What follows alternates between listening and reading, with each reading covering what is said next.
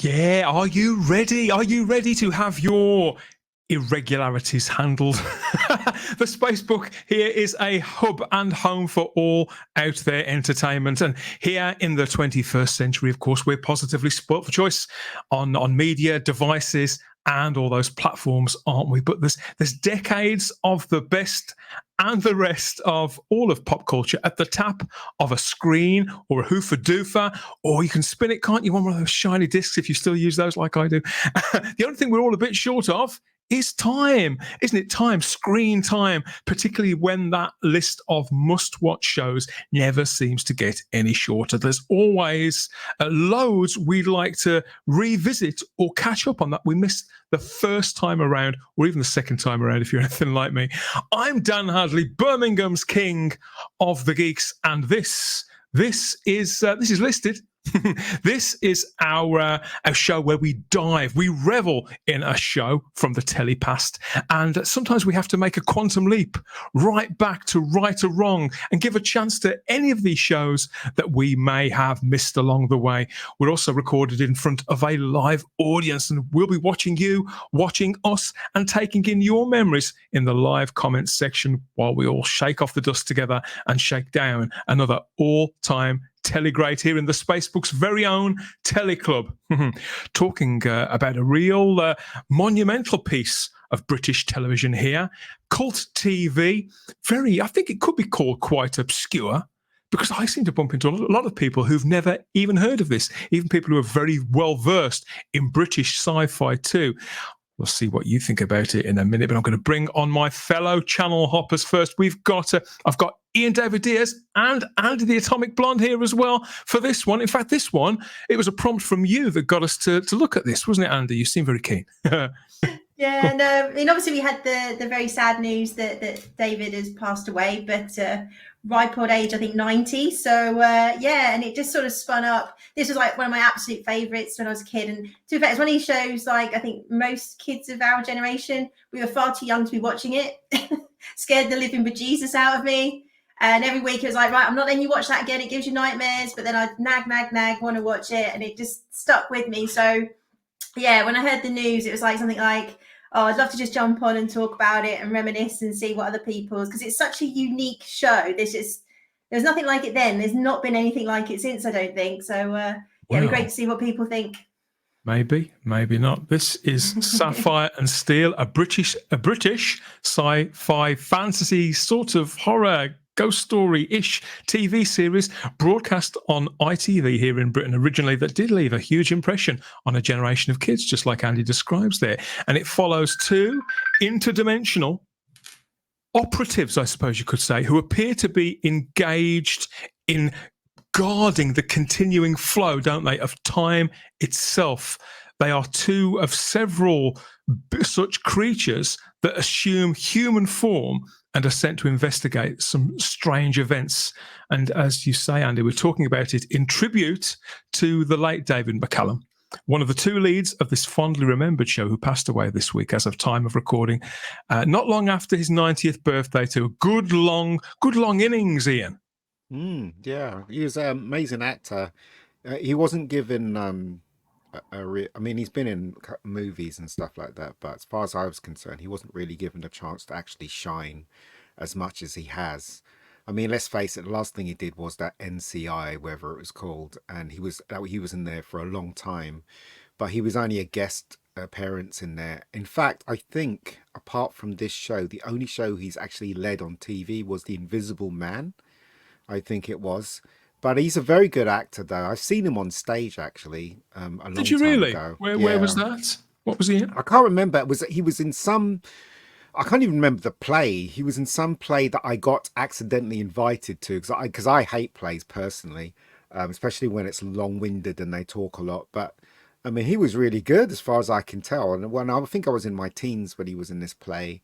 It wasn't a Shakespeare play, it was something that was made up, and I can't remember what it was, but I only went there because I knew him from Men from U.N.C.L.E. So I only went there because he was in it. But very underrated actor. What more can I say? It's a shame that he's gone, but he had a really good prosperous career in the States.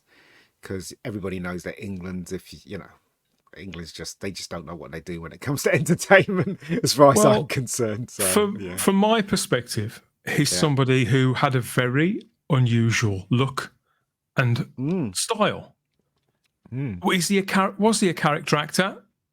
Maybe, maybe not. But I think there are certain David McCallum performances and characters and things that fitted him. I think he couldn't play absolutely anything, could he, Ian? Because when he was cast in Men from U.N.C.L.E., that his character was only meant to be in it for a couple of episodes, but then there was a huge women fan base that grabbed onto him, and he was suddenly became a sex symbol more so than obviously the main star. And the producers had no choice but to actually implement him into the show.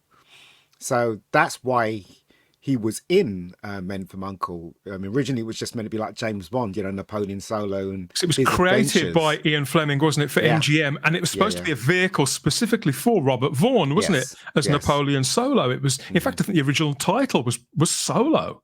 Yes. But Robert Vaughn didn't mind having a partner at all in the show. He wasn't jealous or anything like that. He thought it was a great thing, but it was because of the women. That's the reason why he was in Men from U.N.C.L.E. So that's saying something about the man, isn't it? That he's a very good looking man and he has charisma, and all the women. The power of estrogen, I suppose, Andy. Absolutely, absolutely. Opie Channel D. I can't say I ever looked at him that way, but he definitely had like sort of gravitas, didn't he? He's got that.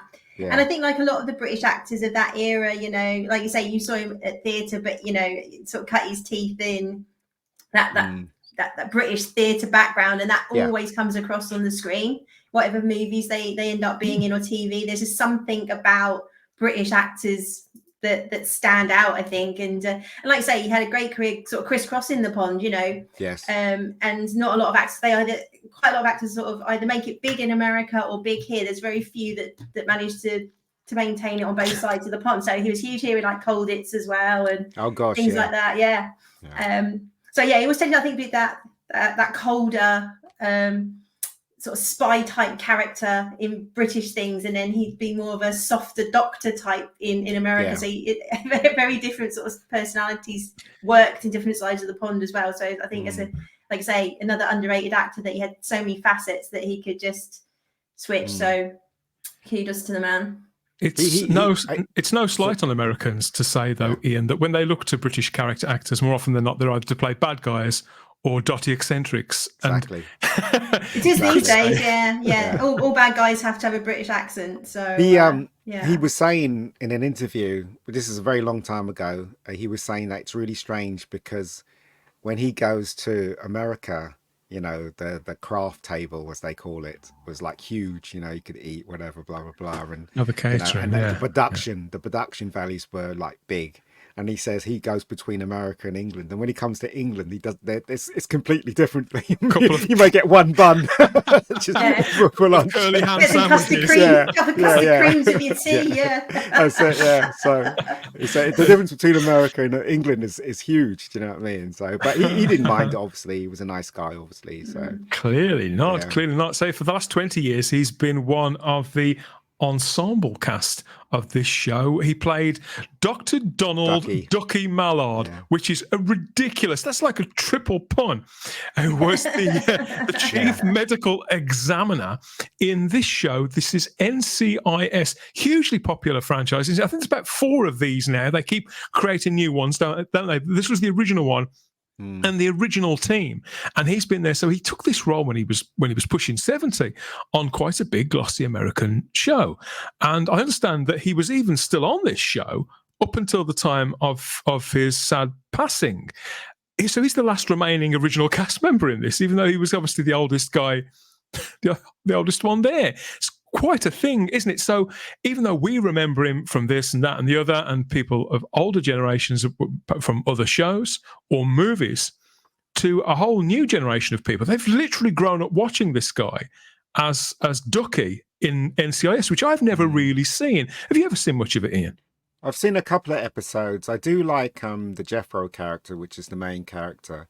I did I did get into it up to a point, Yeah. but then I got fed up with it because it was just the same thing every week. But the one thing that's really good about the show is the characters in it. You know, especially the girl with the dark hair. She was quite good to.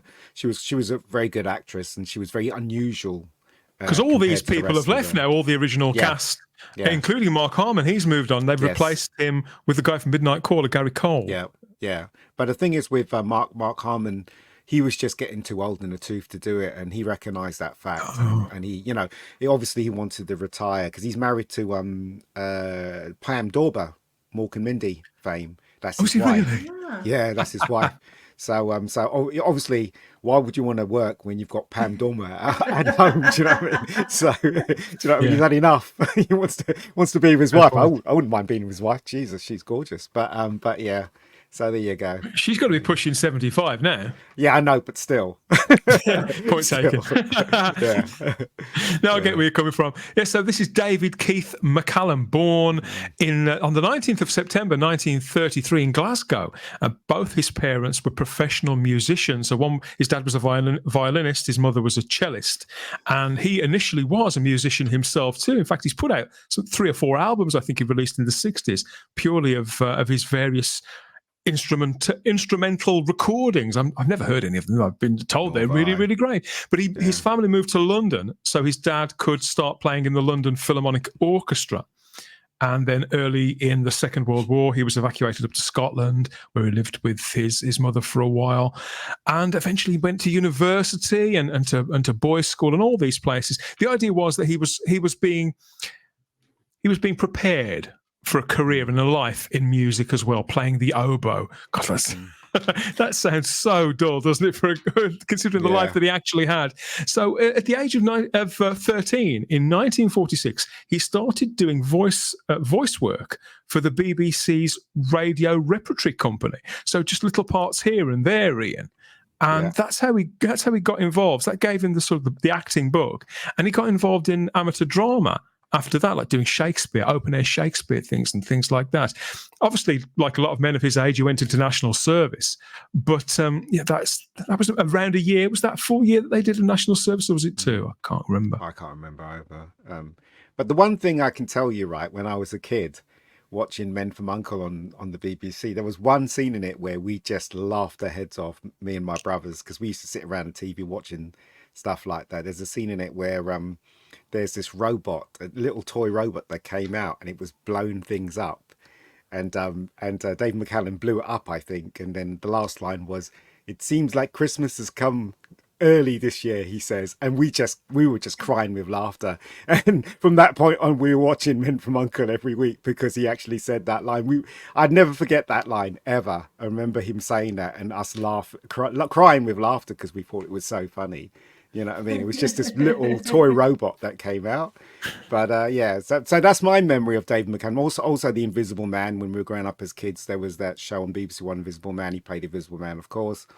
It was a And very short-lived adventure series, it wasn't didn't it, from work. America? Yeah, it didn't work. And obviously the films that he's been in as well, that I remember, you know, growing up as a kid as well. So, you know, he'd be sadly missed. You know, this is the way it goes, I guess. All the people I grew up with are going. They're all going. My childhood's disappearing. It's not Well, good. It's not good. he was snapped up by the Rank organisation and signed a contract there to Yeah. go into movies. And as you Yeah. say, he did straddle both movies and TV. So he was in The Hell Drivers, the British crime Yes. thriller, and The Great Escape. But there were plenty Yeah. others too. He was in the Titanic movie, A Night to Remember. I've never seen that. And he was also in The Greatest Story Ever Told. So these are big films that have stood the test of time. And he was a very young man when he was doing that. And he was still playing the oboes, doing all that kind of thing, still doing the voice work in radio too. But he'd been signed to this film contract, and it did go really, really well for him for quite a while. But as you say, in 1960, when was it? 1964. Yeah, that's when he was cast in The Man from Uncle, which turned him into a household name, didn't it? And Yeah. made him, Famous they used to sex say, symbol. a heartthrob. That's what they said, wasn't it? Yeah, Insert word. it Yeah. did. I mean, the thing about Dave McCallum is that him and Gordon Jackson, they didn't care. They cared about the work, right? So Gordon Jackson would be in a movie, then he'll be in a low budget British TV thing. Same thing with him as well. He'll be in a movie, then he'll be in a TV show, then he'll flip to a movie again. Unlike other actors that just like, I'm a movie star, you know, I don't do TV. That's exactly what struck me about it. No airs or graces. And to be fair, I think you get that with a lot of Scots actors, actually Scots probably generally, will go where the money is. They just want to be working. You look, David Tennant, he goes from project to project to project. So there's lots of actors and actresses that do, and a great many of them are Scots. And I think it's simply, I think they just want to keep busy, like to keep working, Andy, like to be stretched as well. It's like a work ethic thing, isn't it? I think that, and also I think, you know, a lot of them, I mean, he sounds like an exception, but a lot of them, same with the Welsh as well. When you look at Richard Burton, and he's like, they tend to come from working class backgrounds anyway. So I think they feel very privileged to do what they do. And they just sit there going, this isn't a real job. This isn't working hard. You know, so how can I take time off? That's insulting to people who work hard. Do you know what I mean? So they very much have that kind of drive to almost like keep going and almost apologize for doing what they're doing. But like I often say, it's the only thing I knew I was good at. So, you know, and even then they kind of play down generally how great they were. So, I think it's just something of their generation. I think it's just, you know, you work hard, whatever it is you do it to the best of your ability, and you work hard, and, you know, if you don't know where the next, you know, and also as well, I guess, like, they didn't earn the money that actors do these days. No. And it took quite a long time for them to get to a point where, you know, they didn't have to worry about money. So they always just went to the next job, whether that was radio, TV, film. You have to remember in those days, right, there was a stigma. If you were in a movie and they want you to be in a TV show, then basically they felt like they were downgraded. But people like Gordon Jackson and David McCallum, they didn't care. All they wanted to do was work. That's all they wanted to do. Well, I think that was the best thing about Roger Moore too. There's a similar thing with him. He was signed to the studio in the States when he came back to Britain. Got the Saints.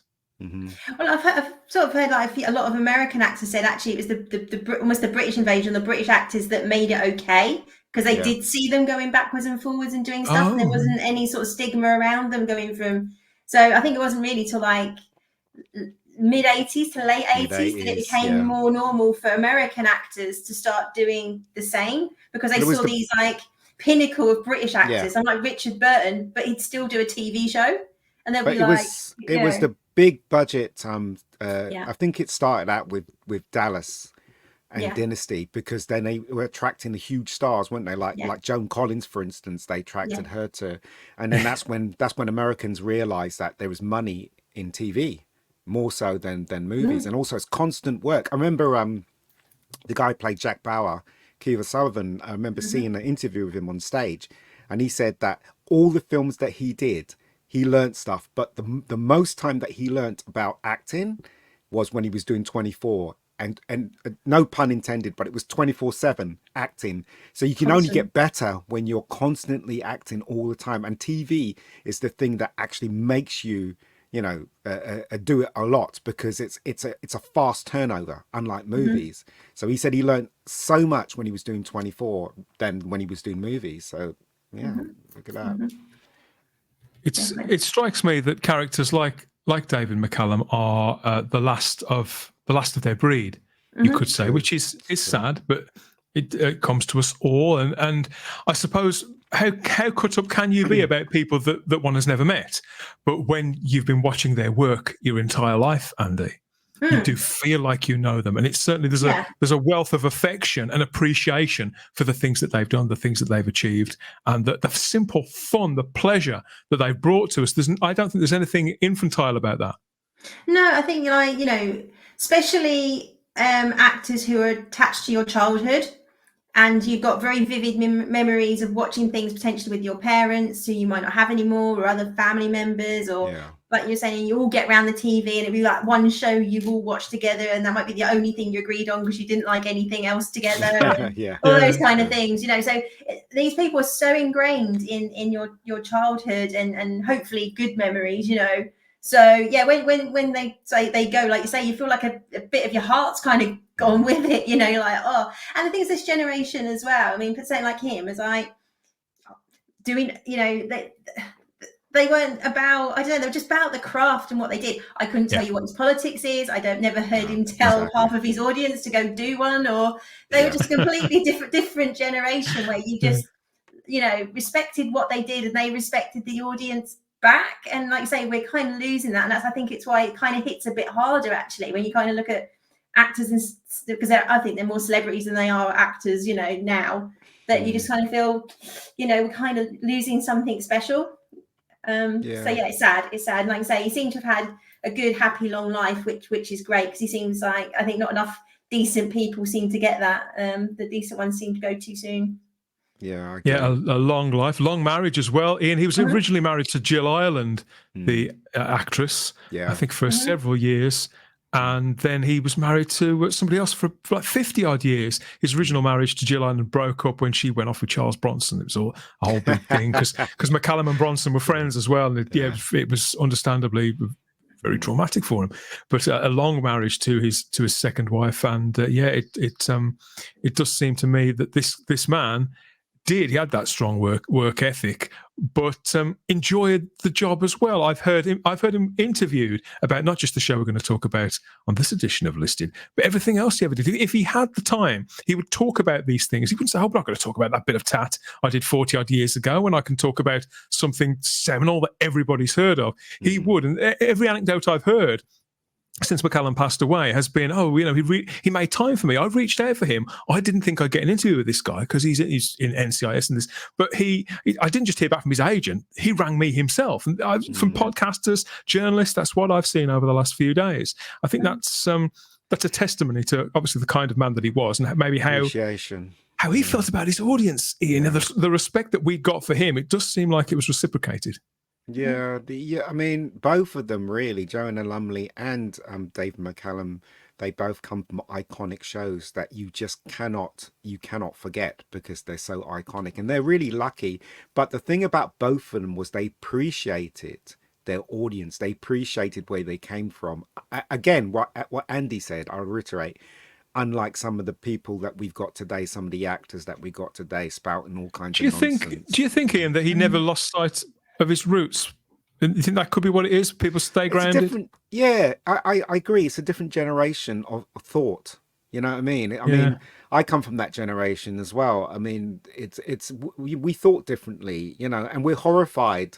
Well, I don't know if he was horrified, but I'm kind of horrified of what the thought patterns of today with this new generation. But that's another story. But as I said, David McCallum appreciated his audience. He believed in the art. He was grateful for work. Otherwise, if he wasn't, he wouldn't have been in the NCIS thing for so long. Do you know, I mean, he just wanted to work. You know, wasn't interested in fame. That's probably why he lived so long as well. Yeah, probably. We stayed active. I mean, to be fair, when we saw him in NCIS, I was actually a bit. I mean, obviously he'd been around for a long time, but when he said like 90, I was like, I mean, I haven't seen a photo in a while, but I was like, he still didn't look nowhere near 90. He looked great. So I think that whole adage of keeping your brain ticking over, keep working, I think it definitely does pay off. I guess depending what your job is, but there was a bit of controversy surrounding NCIS, wasn't there? And he stayed well out of it. So that's what I'm saying. It just goes to show the integrity of the man. He didn't want to be part of any of that nonsense. And when he was asked, he just wouldn't answer. So do you know what I mean? So it comes from it's old school respect and respect for people around you and not getting involved and stuff like that. Unlike again today, where they go on social media and tell you exactly what they think and all that kind of nonsense. Also, I don't think they had like delusions of grandeur. They do just go, my job is acting. It doesn't make me any better than anybody else. And my opinion isn't any better than anybody else's just because my job happens to be acting. And that's been completely lost on 99% of actors these days. And we never got the tweet from Uncle, did we? And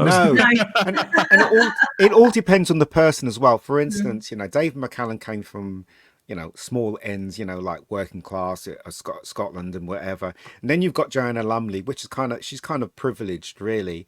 And she had the same attitude as Dave McCallum. So it all depends on the person. It doesn't depend on, the class system that you're in. It depends Probably on the right. person, Yeah. doesn't it? So it depends on the person and the people around you, that the people keep you grounded, definitely. Yeah, definitely. If you've got a good family or friends who just sort of go, reality check, as opposed to people who then people become hangers on.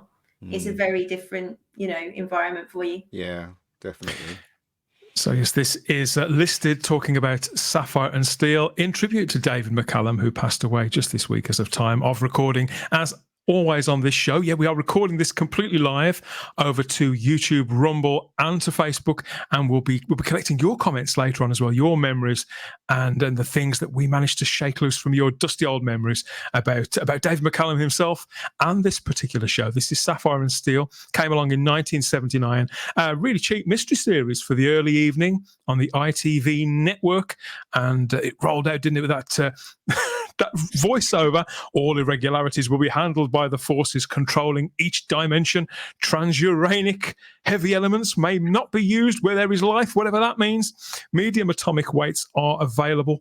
Gold, lead, copper, jet, diamond, radium, sapphire, silver, and steel. Sapphire and Steel have been assigned. That's how it went. And who was it? This was David McCallum, as we've said, the late David McCallum. He played Steel. He was 46 at the time, and just as you said, he'd sort of gone from one side of the Atlantic to another. He'd had great success in the Gerard Glaister series Colditz on the BBC, and then he was straight over back in the States doing The Invisible Man a short while later, and he was back again to do this. And his co-star, as you mentioned there, Ian, was Joanna Lumley. Now, she was just 33 at the time, but already a veteran of another action series, hugely popular, The New Avenger. She was Purdy in that, and her hair... It's one of those instances, wasn't it? It's like the Rachel cut, where her hairstyle became something that was much imitated. She was a pop culture icon, but she'd been in the James Bond film, hadn't she, Ian? And she'd been in Coronation Street and Steptoe and Son and Are You Being Served? All these shows. Just here and there, you see Joanna Lumley when you go back to vintage telly, and there she is. So they brought them together, these two stars of action series past, as these two really quite oddball characters. So it was made from 1979 through till 1982 for ATV and filmed at Elstree. ATV, it was a curious setup, wasn't it, Ian? Because although that was in the ITV network when it was all grouped into little franchises, wasn't it? And ATV, they operated in London and the Midlands. They actually had the franchise for the Midlands. So they made Crossroads and various shows like that. But they were mostly based in London because they had their fingers in all sorts of pies. And Lou Grade was involved with that as well, wasn't he? So there was a lot of money behind ATV. And yet this show looks like one of the cheapest things ever made, doesn't it? Yeah. And again, it's like, I hate to say this, it's like Doctor Who, where they didn't give enough money to actually make the show blossom where it should be. So the budget was, they did put money into it, but the way it was shot and everything, it just didn't look good. The visual effects weren't very good either. Well, as always, there's a story behind this, as there often is. There are reasons why this show ended up looking the way that it did. There's 34 episodes broadcast over a 3-year period, but the time they actually spent making it was far, far shorter, and it crossed over that time in between. Well, ATV had been around for a long time at that point. They'd made classic after classic after classic. But at this point, just as Sapphire and Steel was sort of being broadcast, it was the crossover period where the various companies had to rebid, I suppose, to continue operating to their region. And ATV did lose the franchise for the Midlands, eventually to Central. And so that meant that the last few Sapphire and Steel sort of got bumped over to 1982. So it's all very, very messy for them. But the production of it originally, and you see what happened was, even though it does look obviously very, very cheap and under budget, originally it was a byproduct of a situation whereby the guy who wrote it, Peter J. Hammond. Now, a few years earlier, he'd had a great deal of success on ITV with a kids show called Ace of Wands, Yes, which is I remember before that. my time. Yeah. And a lot of that doesn't exist anymore, but that was quite a cheap show as well. Do you remember that one? Yeah, it's on YouTube. It's over on YouTube. Yes. You can get Somebody's some put of it them. on YouTube. Yeah. Very, very few of them still exist. But yeah, Peter J. Hammond, he'd created that and worked with a producer called Pamela Lonsdale. And after Ace of Wands finished, that was for Thames. Yes. And after that finished, they went with the Tomorrow People instead. And that ran for about 8 years or something like that. But once the Tomorrow People was over, there was a budget going. There was a gap in the schedule then. And so Pamela Lonsdale went back to Peter Hammond and said, if you've got anything, pitch us a series, basically create something, and we'll see if we can get it made. And that's how Sapphire and Steel sort of came to being. So there was a children's series budget for the children's department to fill that slot again. But it was originally called The Time Machine, and it was about a team of time agents, which is it's very Captain Jack now in the 21st century. And the idea was that these time agents would be there to protect our world from the forces of time itself. So it sounds a little obscure and esoteric in a way that Doctor Who isn't. It already sounds. Have you ever seen Time Slip? It sounds like that kind of thing again. So ITV kept going back to the same general ideas, but Thames TV they turned it down completely flat and sent Hammond and Lonsdale back to the drawing board. But they couldn't shake off this idea, and they eventually pitched it to a guy called, this is Lewis Rudd and David Reed at ATV. And Lewis Rudd, again, he's the guy who would eventually rescue Wurzel Gummidge as well. So he's got a bit of a track record for stepping in on projects that no other bugger wants and turns them into a massive success. And David Reed. So yeah, he was the guy. He was a producer at ATV. He decided that this would work better, not for children, but more for a family audience. That slot whereby the kids are still up, but the adults have also had their tea. So to get everybody in front of the TV at the same time. But it was mostly for a midweek slot though. Whereas Doctor Who was on a Saturday, and so that was for a family audience. This was in the middle of the week, and this is what the TV schedules look like then. Andy, check this out. It was on at 7:00. A lead into something called This England, which that sounds like one of those sort of regional programs, doesn't it? Yeah. Remember Quincy, MD? I remember Quincy. I used to say Quincy me. That's what I used to say, and suddenly realised it was MD. Jack in the Box. That's probably some sort of comedy show, isn't it? You got Shelley. It's a sitcom. I remember Shelley. Yeah. The news was always at 10 on ITV, wasn't it? I don't think it is anymore. I'm not quite sure. Miss Universe. What? I don't know what Miss Universe is. What the papers say, and the Andy Williams. So that's what the TV schedule looked like on ITV back then. My God, you can see how I always watched the BBC, can't you? Back then, blimey. But yeah, 7:00 in the evening. So this wasn't a 4 p.m. show just for kids. But what happened was, as is always the case, Ian, with a lot of the bureaucracy, is the budget remained attached to it. There was attached to it when it was the children's incarnation. They didn't say, okay, now we're going to put this on in the evening, we're going to give you more money. They left them to manage on that meager children's budget. So considering all those factors, the fact that they got David McCallum, who was or had been an international star, and Joanna Lumley, who I doubt if she could pick a project at that point, Andy, but she was certainly a face, was well known. It was quite a coup to get that for a really cheap show that nobody really wanted for a while. And there they were. Yeah. I mean, like I say, it is different Doctor Who, but the similarities are like the low budget. But also, it's the reason these shows worked is had really good quality writing, but really solid acting, so you believed what was going on, and that's why both Doctor Who and this worked. So even though every single series of this was a bottle episode, wasn't it? They were always like in a house, in a room, in a there's never any location. There was never any location. There was never outside. They were always in a studio in like 1 or 2 rooms with the wobbly sets, and like a la Crossroads, but you completely got sucked into it because you believe they're acting. Like, Do you you think believe there was a real threat going on. Like, it was, very, like, especially do you as a think kid. the reason why we believed it and why the actors looked like they believed it so much is because it wasn't just intimate, but it was almost claustrophobic. I mean, the atmosphere of this couldn't be any more different to Doctor Who. Could it? It's I'm trying dark not to and mention Doctor gritty. Who too much, but it's obviously it's something we have to look to a certain extent. Well, I think because it's the same sort of era and genre, if you like, and we're all fans of both, so it's not surprising that if you're fans of one, you were probably fans of the other. Even like I say, it's probably a bit more adult than Doctor Who in terms of the tone. But again, because they didn't have the effects, a lot of the atmosphere was lighting, and music. That tension of something's going to come out, and when it did, it was a bit naff, but it still scared the crap out of you because they built it up so much.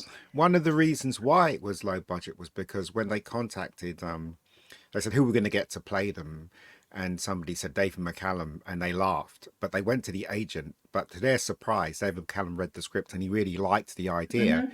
And one of the reasons why the budget was so low is because of his wage and because of Joanna Lumley's wage as well.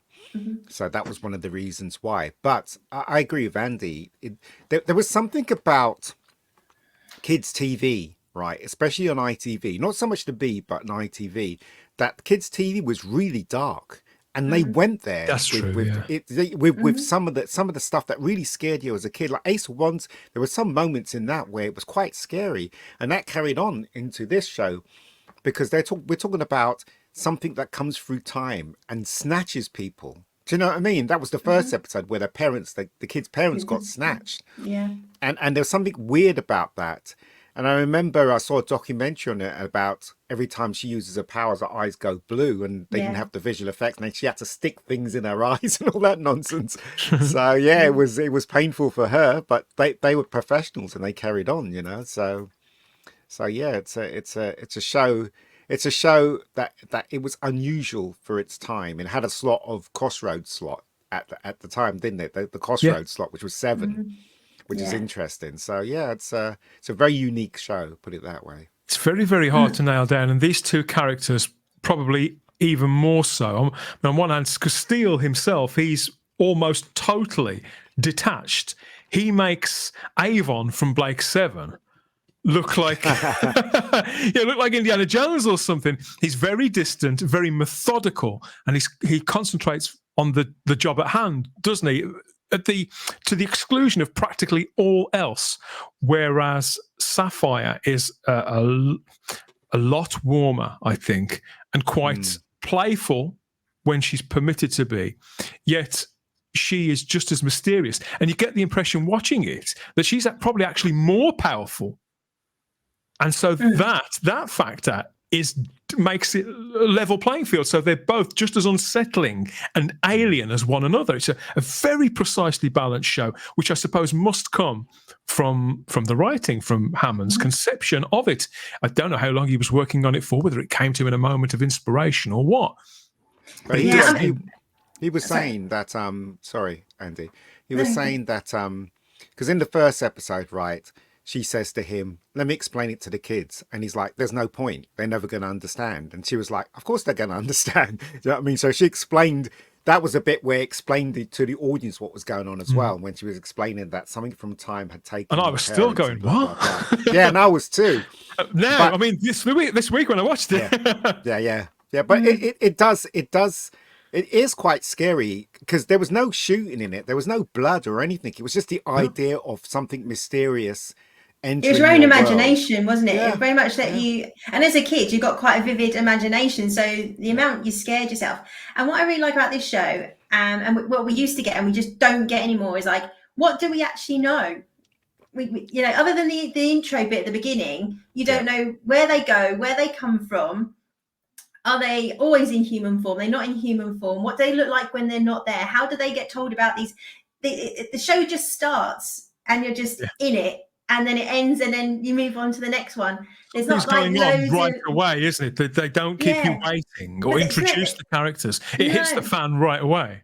But there's no loads of explanation about what happens when they're not there, if you know what I mean. We don't really, to this day, we don't really know anything about them other than they're there to stop these time incursions. But is there an agency? Are they all sitting at a computer? You know, we never saw anything. Occasionally we get other elements come in, other actors, but that was it. We never saw their bosses. We never saw how this world worked, and it didn't matter. And it was like having that bravery just to go, we've told you enough, and here's the story. Yeah. And that was it. You know, it was so simple. But that was the stable.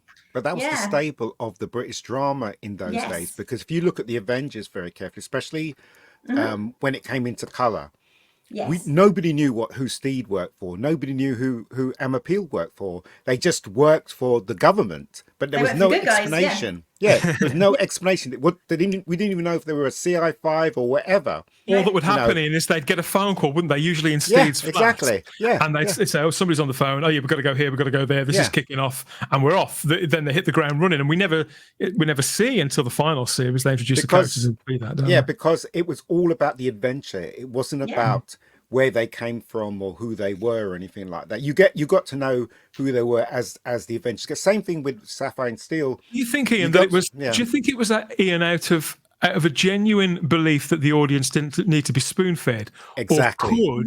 Or Exactly. could it have been because these are ITV shows we were talking about, and they got advertisers to keep happy. They wanted to hold people's attention. So an economy of the script, and to make sure the plot, there was something happening quicker, that it might have been more that, and we may be looking a bit too deeply and giving them more credit than they deserve. What do you think? No, it is? I don't think so. I think in those days they were, especially writers, they were very much into their writing. It's a very different playing field today than it was in those days, right? There were a lot of writers that was into their craft. Same thing with actors as well, like as we spoke about David McCallum and stuff. Like, it was a very different time, a very different tone. It was a very different way of actually making shows. And I don't think they were thinking about advertisements. Otherwise, they would never have released this show. You know what I mean? They would never release the show. And It's about advertisement, remember we had like 3 channels as well. Yeah, so we there did, wasn't really that risk of you were going to go off channel hopping and you wouldn't come back, exactly. because you'd sit there with your TV times or your radio times and you go, right, I'm going to watch this on BBC, then we're going to turn over to ITV, and then we're going to watch this.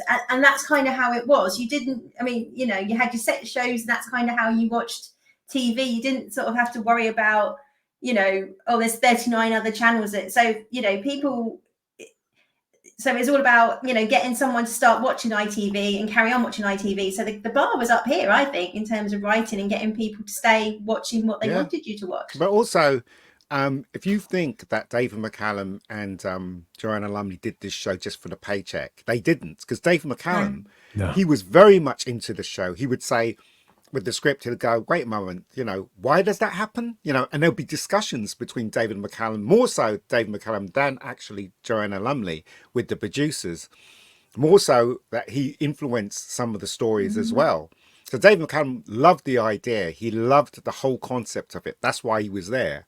He wasn't just picking up a paycheck. So no, and he's always spoke very fondly about it. And like you say, we found that this week that however many years, 40, 50 years later, and someone said, would you do an interview for this? He loves talking about it still now, never embarrassed by it. And I think again, he said it's the most fun he's had on any show, or one of the things he's enjoyed most in his whole career, this little tiny low budget show back in the 70s. So it definitely struck a chord. And by all accounts, Andy, the producer of this show, Sean O'Riordan, they remained close, good friends for the rest of McCallum's life. This was made 44 years ago.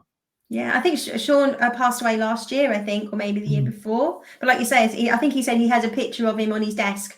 That's how close they were. So I think, like I say, he made lifelong friendships. I mean, him and Joanna stayed friends all this time. And, you know, so it's obviously something for whatever reason, it was just very pivotal in his life. But like I say, that whole investedness in it came through to the audience. Definitely, he wasn't embarrassed to be there, and that really shows. But they were both blessed, weren't they? I mean, she went from the Avengers to Sapphire and Steel to, you know, playing Patsy in I can't remember that show's name, but Fab.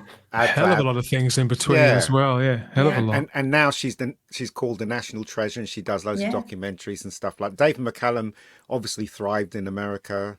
doing bits here and there, and obviously staying on NCSC. So that's what I'm saying. You know, they're both people of integrity, as far as I'm concerned, as far as I can see, anyway.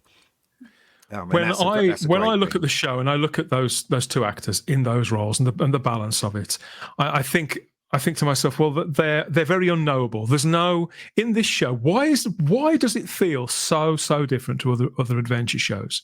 And I think it's because, or at least partly, because you can't look to these characters really for any sense of reassurance. Even Sapphire, who is, as we've said, the warmer, more human on face value of the pair, even she seems very, very detached.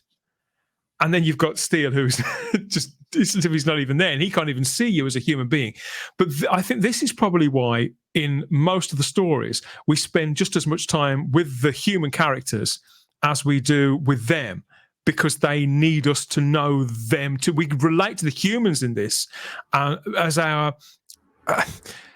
our barometer, I suppose, of what's happening and what the level of threat is, because oftentimes the things that Sapphire and Steel are talking about are just it's in their world, in their domain, and the stakes are as they understand it, and that makes it very drastically different. So there's a divide, I think, that you don't get with a lot of other adventure shows, and that could be why it's remained with us for so long. A feeling of not feeling safe when you're a child is standout, because obviously, as you said, Andy, your parents wouldn't put you in front of a show that they felt you were going to be that you're going to be freaked out by, that was going to play on your mind, prey on your mind, and make you feel vulnerable. Unless there was some sort of arm around your shoulder or some notable outwardly eccentric human-looking character for us to latch onto. I mean, I think it's quite. I mean, if you look at, obviously we all watched the first series to reflect on it, and you think it's a pretty bold choice, because, like you said, Ian, like there's two kids, their parents are ripped away from them. Yeah. The kids are in physical danger because, like, Steel tells us, and he's just like, no nonsense, like, you might die, you know. And you're just looking at these little kids, and then and towards the end, he uses the little girl as bait to draw out the thing. He's got no qualms whatsoever, and even like Sapphire's a little bit taken aback, but she still goes along with it. So these kids. So as a kid watching it, though, you're like, oh my god, like the worst thing that could possibly happen as a kid is, like, obviously losing your parents. So you're already like afraid for these kids, and the kids are being put in real jeopardy, you know. So you're just and you haven't got any reassurance, like you say, from Sapphire and Steel, that this is all going to be okay. Pretty much. As a kid, you know, I mean, obviously I was probably a lot younger than you, but so as a very young kid, I'm watching it, literally thinking they could die, you know, because when you're a bit older, you go, look, it's not going to play out like that. But it's the first time we ever saw it, you didn't know what the rules were, and it was generally quite, I think, a very bold thing to come out with as a first episode, like, especially like parents and kids watching it. Well, let's take a look at that, because I've got the details for it here. So we have looked. I've watched the first 2 episodes of the first serial of Sapphire and Steel in preparation for this. So we're going to take a little look at that now.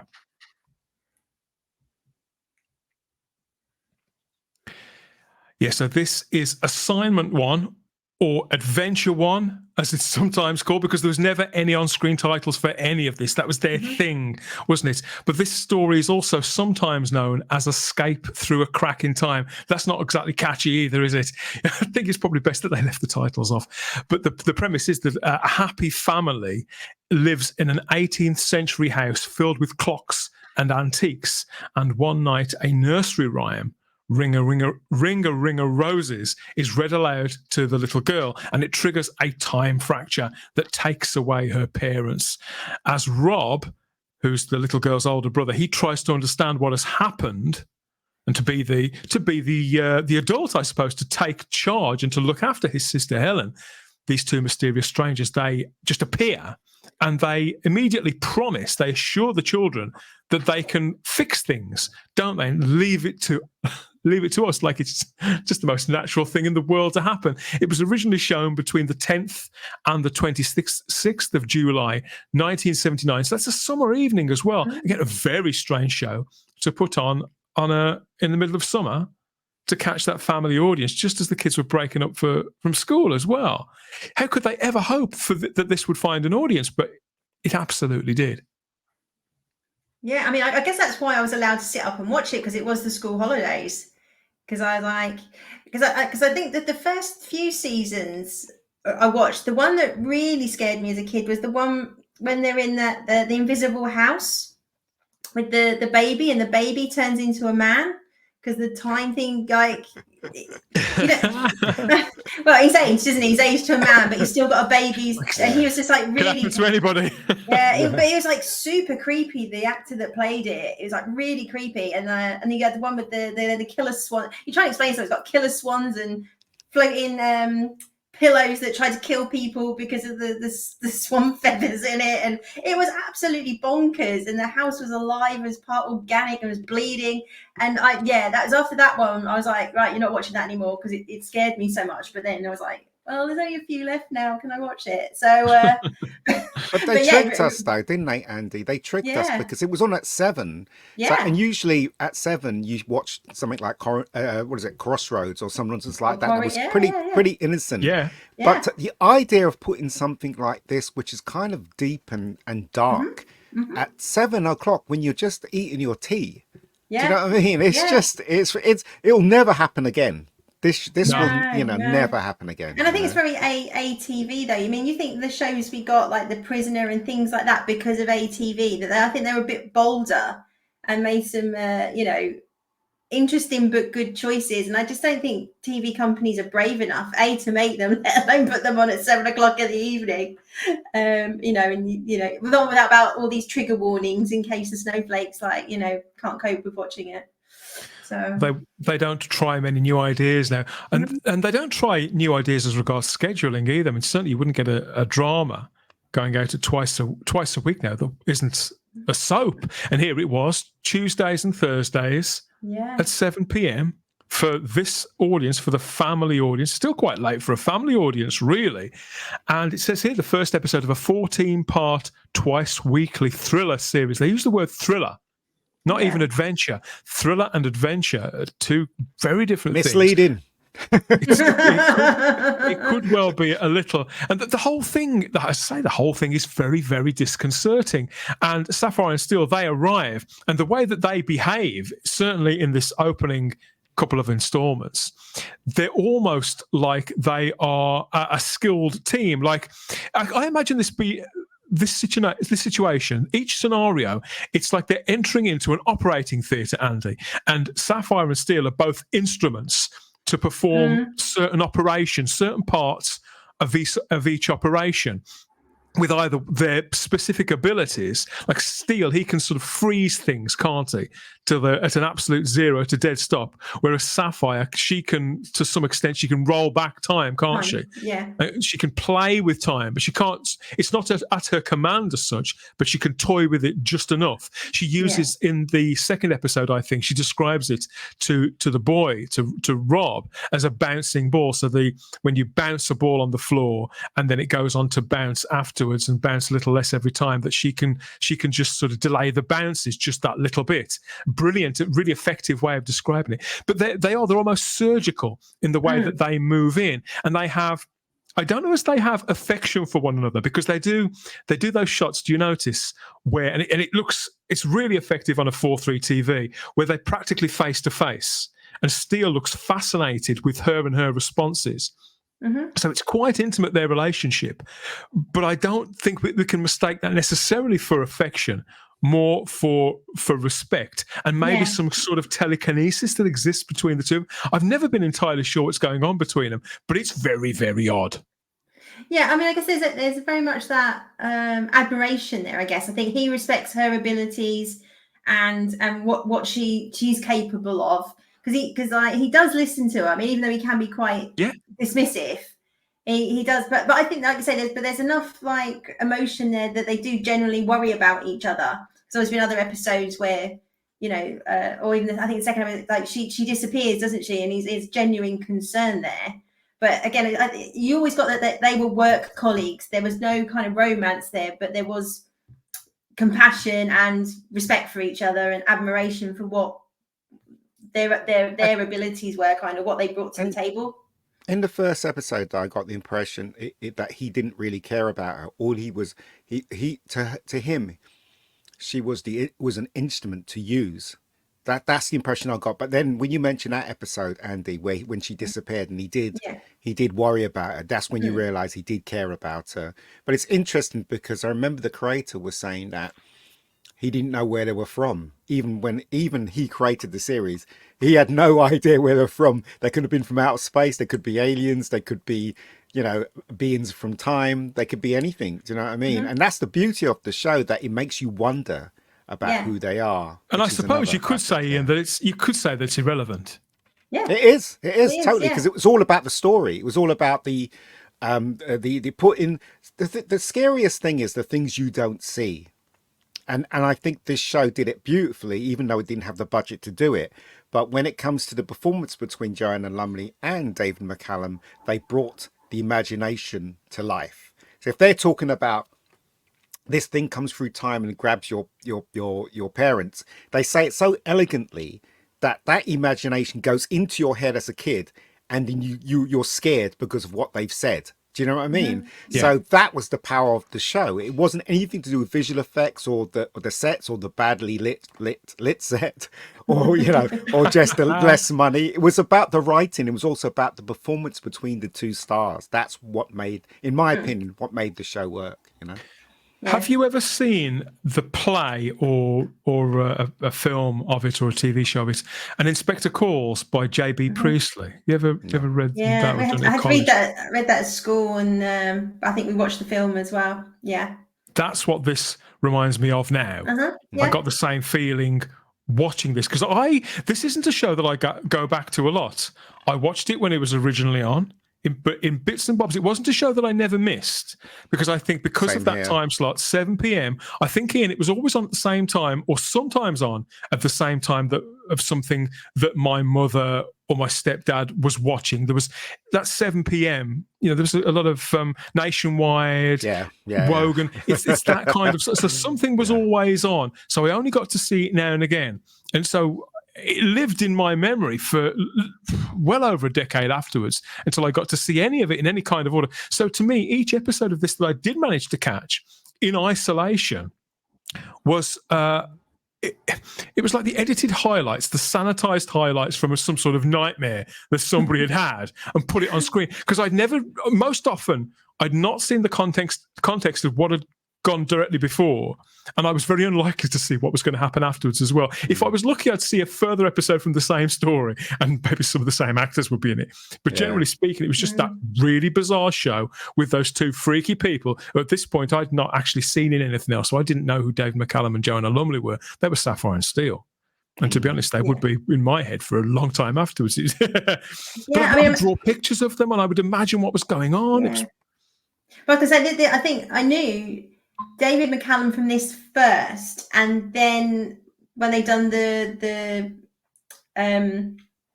repeats of Man from U.N.C.L.E., or I think it was on BBC Two, and then realised that was the same guy. But I'd known him as Steel before I'd ever watched the Man from U.N.C.L.E., whereas obviously older people would have known it the other way round. Yeah, me too. I have never seen the Man from U.N.C.L.E., not a single episode. Do you know what? Shame on you. Man from U.N.C.L.E., right? The majority of the majority of the episodes are not very good.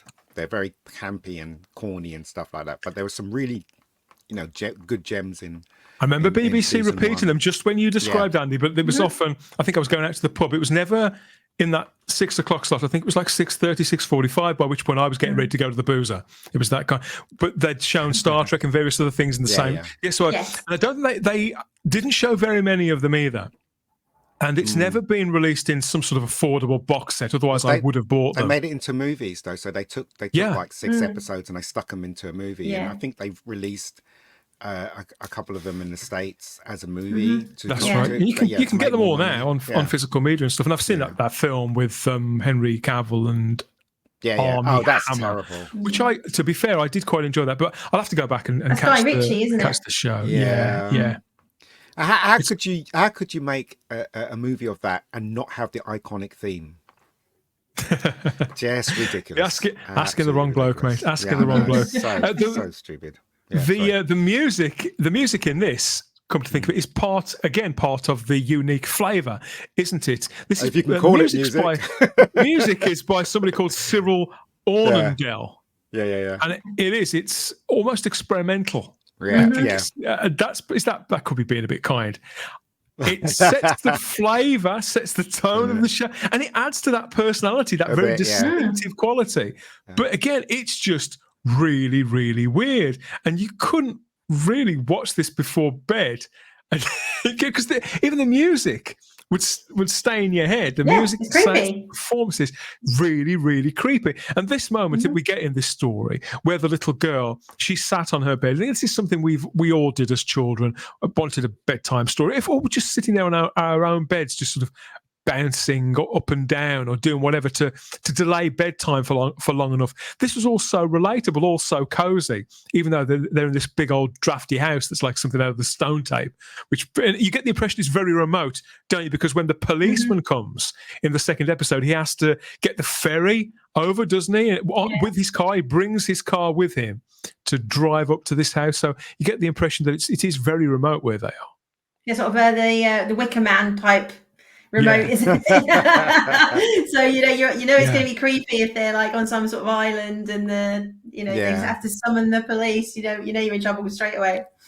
It's interesting because the reason why it's so creepy, not only because of the writing and the way it's portrayed, but also because of the lack of budget, and that's the reason why the Americans when the Americans did shows like this, they couldn't be as creepy as this, because they learnt as creators in that moment in time, we don't have enough money. So how are we going to reach the audience? How are we going to scare the audience? And it all was performed in the writing and the performance. So that's what we had over the Americans. Americans had the money to show us things. We had no money to show anyone anything. So it was all in the dialogue and the imagination, wasn't it? Yeah, definitely. Yeah.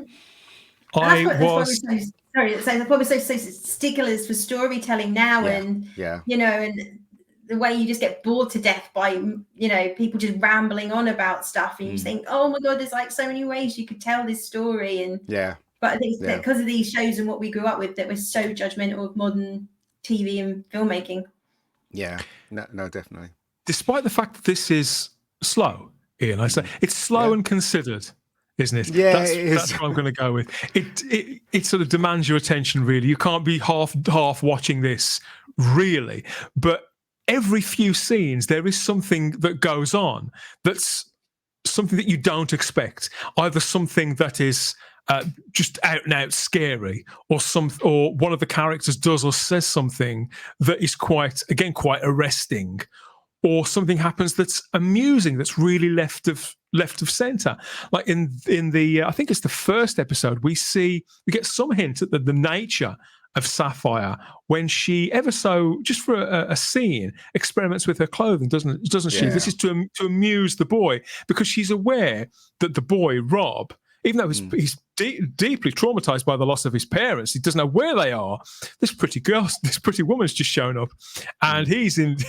You can tell he's in a bit of a state as well at the same time. Well, and so when you look at her, you're going to be in a bit of a state as well, aren't you? Let's face it. She does. I think she knows that she does. He admires her. That maybe he's pitching a bit of a sense, and she knows that, and she plays to it. She might not know why, but she recognizes it and plays to it a little bit and says, well, this is what I was wearing last week. Yeah. And then I think she was trying to calm him though, but when I mean, it's obvious that he kind of looked at her because she's a beautiful woman and stuff like that. So it's really funny because those kind of things are not allowed in children's stuff anymore for some reason, and it's all part of growing up, isn't it? And I don't see why it should be relegated to adults, because kids do go through that stuff, as as all of us have, like from the boy bands to Linda Carter as Wonder Woman. We've all gone through that stuff, and I don't see why we can't mention it. Now you're talking, yeah. So while she's doing that, and Steel, he won't he won't encourage you in doing that. He won't indulge you, will he? It's like, oh God, you're doing that again. You're playing again.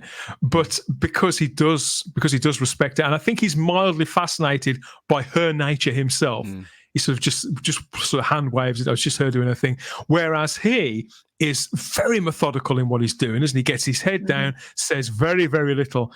If we get a moment with him, obviously because it's quite well written, then Hammond will orchestrate a situation, Andy, where Steele will explain in a roundabout way what's going on. But you have to listen to every word, don't you? Yeah, absolutely. It's like, and like you say, there's always something going on. But it's not like it's action, cut. No. You know, like I say, everything is, or sometimes you get those weird kind of, the camera will just zoom in on a clock, which appears apparently no reason. But a couple of scenes later, it explain why that clock was important or why we should be looking at it and things like that. So, like you say, you can't really take your eyes off what's going. But yeah, there was always lots of either him interacting with the kids or him interacting in Sapphire, kind of. As they're figuring it out, they're actually explaining to us what it is they're figuring out. Yeah. So you can kind of keep track of what's going on, but not to the point that we have now where something's happened and they just tell us what just happened and be like, we know, we just saw it. We don't need you to tell us because we just, they tell us important stuff so you can keep track of what's going on. Again, but not so much dialogue. You just want to nod off. Again, with British drama of its day, because they didn't have the budget, what they had to do was scare you with a piece of dialogue that will drive your imagination to go somewhere. And I always say this, right? The most scariest horror film in the world, in my opinion, is The Exorcist. And the only bit that actually scared me for real, apart from, the spinning heads and all that kind of nonsense, there was a scene in it where Father Merrin says evil versus evil, and they have a shot of the clock and it's ticking and it stops. It goes tick, tick, tick, and it stops. For me, that is the scariest part in the entire movie because I don't understand why it stopped and where is the evil coming from. And it's the same thing with Sapphire and Steel. He would mention something and your mind will just go and go, what? Do you know what I mean? You know what, Ian, it would, I think that's really well observed. There is something of The Exorcist about this that I haven't picked up on before. You're absolutely right. Yeah, it's about not showing you it. It's about it. Look, the reason why the writing's so genius, okay, right? And a lot of people, I remember when I first saw this, I kind of went, this is nonsense. You know what I mean? It's only only years later when I revisited it, I realized what it was. Because when you're a kid, you just don't see what's going on. But when you're an adult, you can see what's going on, right? It scared you as a kid, but you didn't understand why it was scaring you. And then when I revisited this, you suddenly realize that the writer, that's what he was doing. He was provoking a fear inside of you. Created by your imagination, not his imagination, but your imagination. And it was so beautifully written, the dialogue, that you had no place to go but to go to your dark side to wonder what he's talking about. And that's the beauty of the writing. I mean, the show is not brilliant. It's not perfect, but those kind of points in the episode is perfect. Do you know what I mean? To me, anyway. I don't know what you guys think. I think that no, it's not perfect, and I think that the reasons why are all practical and not necessarily creative. I think that the needs of the budget, the commission for so many episodes to that time slot, running at 24 minutes, all those pressures that we know all too well from following other shows, what that can sometimes do to a series. It can sort of bend story out of shape a little bit.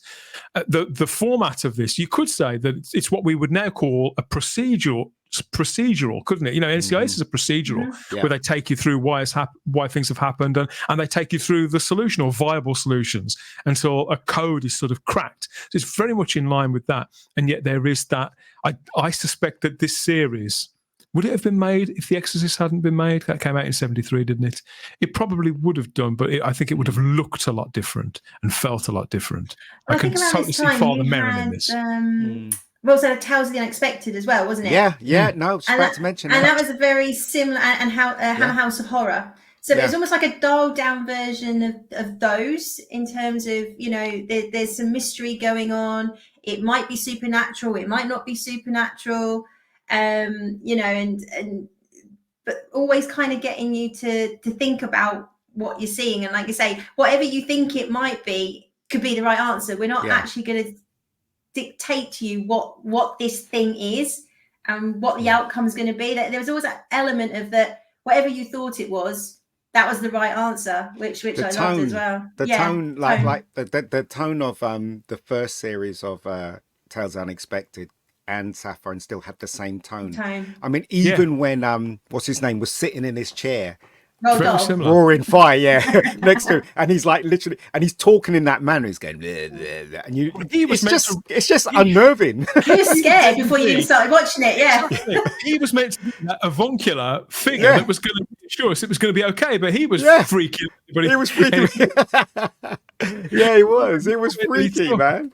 So I think that sort of period that we had several shows kind of like this. That sort of, you know, weren't like horror, like gory, all-out horror, but they're very much, you know, left to your own imagination. And I think as well, a lot of this didn't certainly, you know, translate across the Atlantic because they're far, you know, they were described as too cerebral. Like there's not enough action, and I've just got to sit and watch and listen. I don't you know, it's too hard to follow. And we'd all be like, you know. And also, they tended not to book half-an-hour dramas in the States. They buy those. If they buy a half-an-hour show, it was a soap. It was a daytime soap that would go for half an hour, or a sitcom. There's no way you'd get a drama like this, let alone a genre drama. I'll always say this, right? You know, if you watch Star Trek, the 60s Star Trek, and they'd arrive at a planet and you see the Enterprise arrive at the planet and stuff like that, and you have that music and stuff.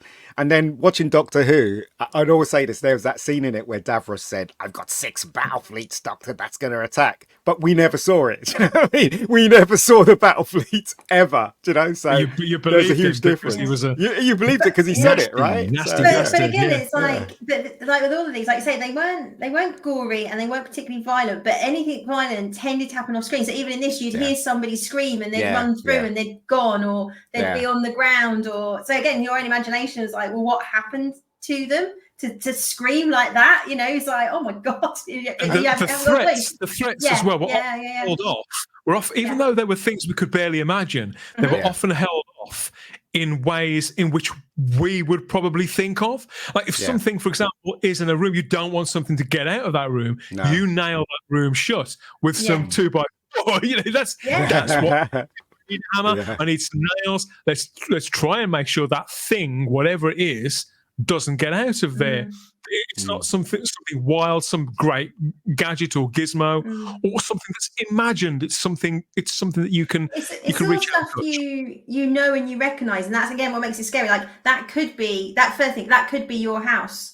It's just a normal house. It's just an abandoned building. It's just a train station. They're all things that we know, and you could be in. So it's kind of that familiar, isn't it? That you walk past stuff, you go something like it every day. Even something more basic than that. Going on, you know. Even more basic than that, Andy. I think we forget now. In some ways, we live in a louder world than ever, but in others, we live in a quieter world than we used to. Because I remember you could not go into a room, whether it was a home or a workplace or a place of business, without hearing a ticking clock. Yeah. In the 70s, the 80s, and the 90s. Yeah. And now you just don't get that because a lot of them are LED clocks and digital clocks that don't tick. Another thing that kind of, when I was looking at this, kind of slightly upset me was the idea of your parents being taken from you.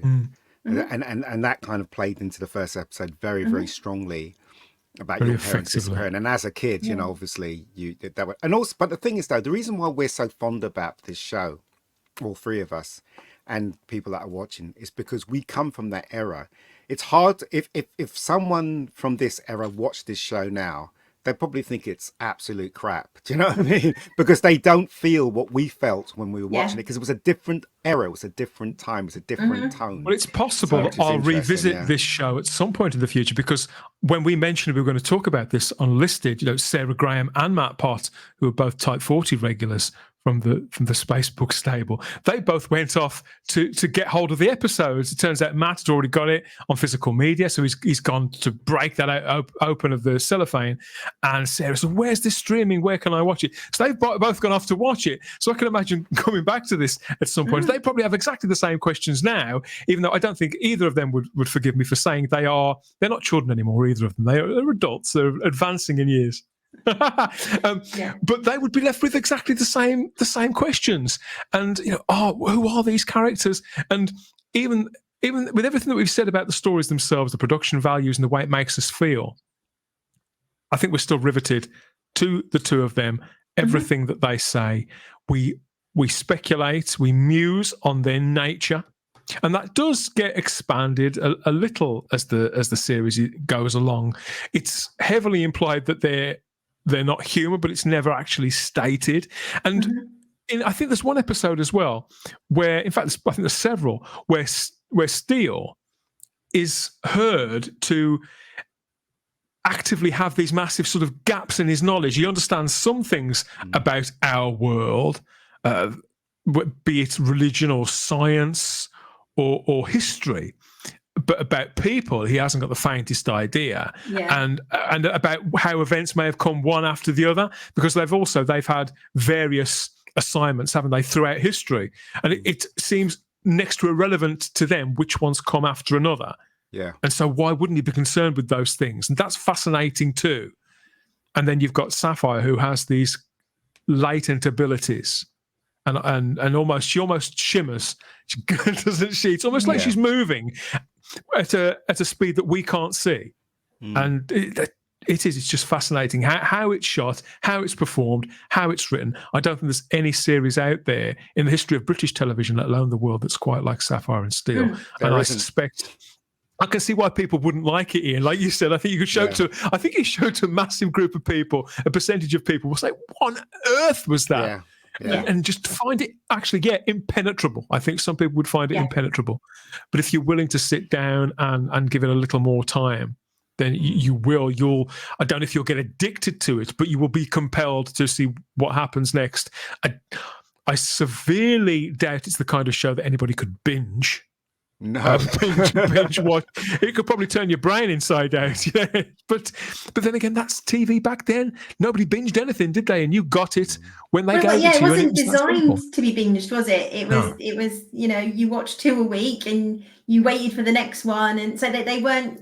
But they all. I mean, that's the thing. Everything had a cliffhanger. Every episode had a cliffhanger, so you did come back to the next one. And see what happened next, and. It was just made in a completely different way, because obviously the way we consumed TV back then, it had to be made in a different way. And it's kind of sad that we've lost that a little bit, I think. Well, it's progress, isn't it? It's things change, always change. It's like trying to explain E.T. to someone, and you say E.T. was very moving, and it was a great movie, and it's great for kids, and then people go and see it and they go, that was corny as hell. You know what I mean? It's like that. So I think reason why we like Sapphire and Steel is because we came from that era. We understand that era. Trying to get someone to watch it now, of course they're not going to understand it. They're going to look at it and they're going to think it's boring and it's slow moving and it's not well shot. All these things come into play today about TV now, so they expect more from their TV. Which absolutely. Is interesting. Yeah, there's no CGI, so the effects are still better than Disney, so all pretty much done in camera. But there is some early optical effects, aren't there, Ian? The kind of things that you would see on the Kenny Everett show, where things would sort of get sent into right up into your horizon line, or behind you, or from side to side. And there's a ghostly figure in this, isn't there? Because I don't want to spoil it for the people who might not have seen this. It's like a hooded figure, and it's like his skin is partly deformed, and he's just sort of going, he's like doing the Blakey from On the Bus. He's thinking, oh Christ, what's the matter with him? Get that fucker away from me, I don't want to know. There's that famous scene, this goes to show how much David McCallum was into the show, where they were meant to be in a train station, and they just had a big black cloth, didn't they? You heard the story, That's right? No, I don't think I have, to be fair. There's this big black cloth. They had a set, and they had a big black cloth that represents the tunnel. and David McCallum was saying, I want to do something because that doesn't look right. So he went to the shop and he got like this big white card and he cut like a window in it and he stuck it on the black cloth. So when you see the shot, it looks like there's light under the tunnel. So that's how much he was into the show. He's the one that thought of that. He's the one that went to the shop to buy it. So he cared about the show very much. And I hate to break it to you, and I'm not going to give any spoilers away here. It doesn't end well for Sapphire and Steel at all. That's what British shows were like, though, you know? Yeah, yes. yeah, absolutely. Absolutely right. And although this did start with a TV Times cover for a show like this, the TV Times and ITV generally was seen as like the light station, the fun and bouncy network. And so to put this on the front cover, you do wonder if they knew what they were going to get there. There was a little bit of a push behind it. But it's quite bleak. It doesn't really let up. We don't get very many answers. The lore is expanded over the 34 episodes, but only, again, Ian, it's only ever in service of the story and what's going on in that moment. I don't know if Hammond intended on staying with the show and writing a lot more of it. I think most writers with most projects probably do feel that way, don't they? And they hope they're setting something up that can kind of run and be a bit of not necessarily a pension for them, but be something that can set them up nicely and can expand. And there's nothing wrong with that, is there?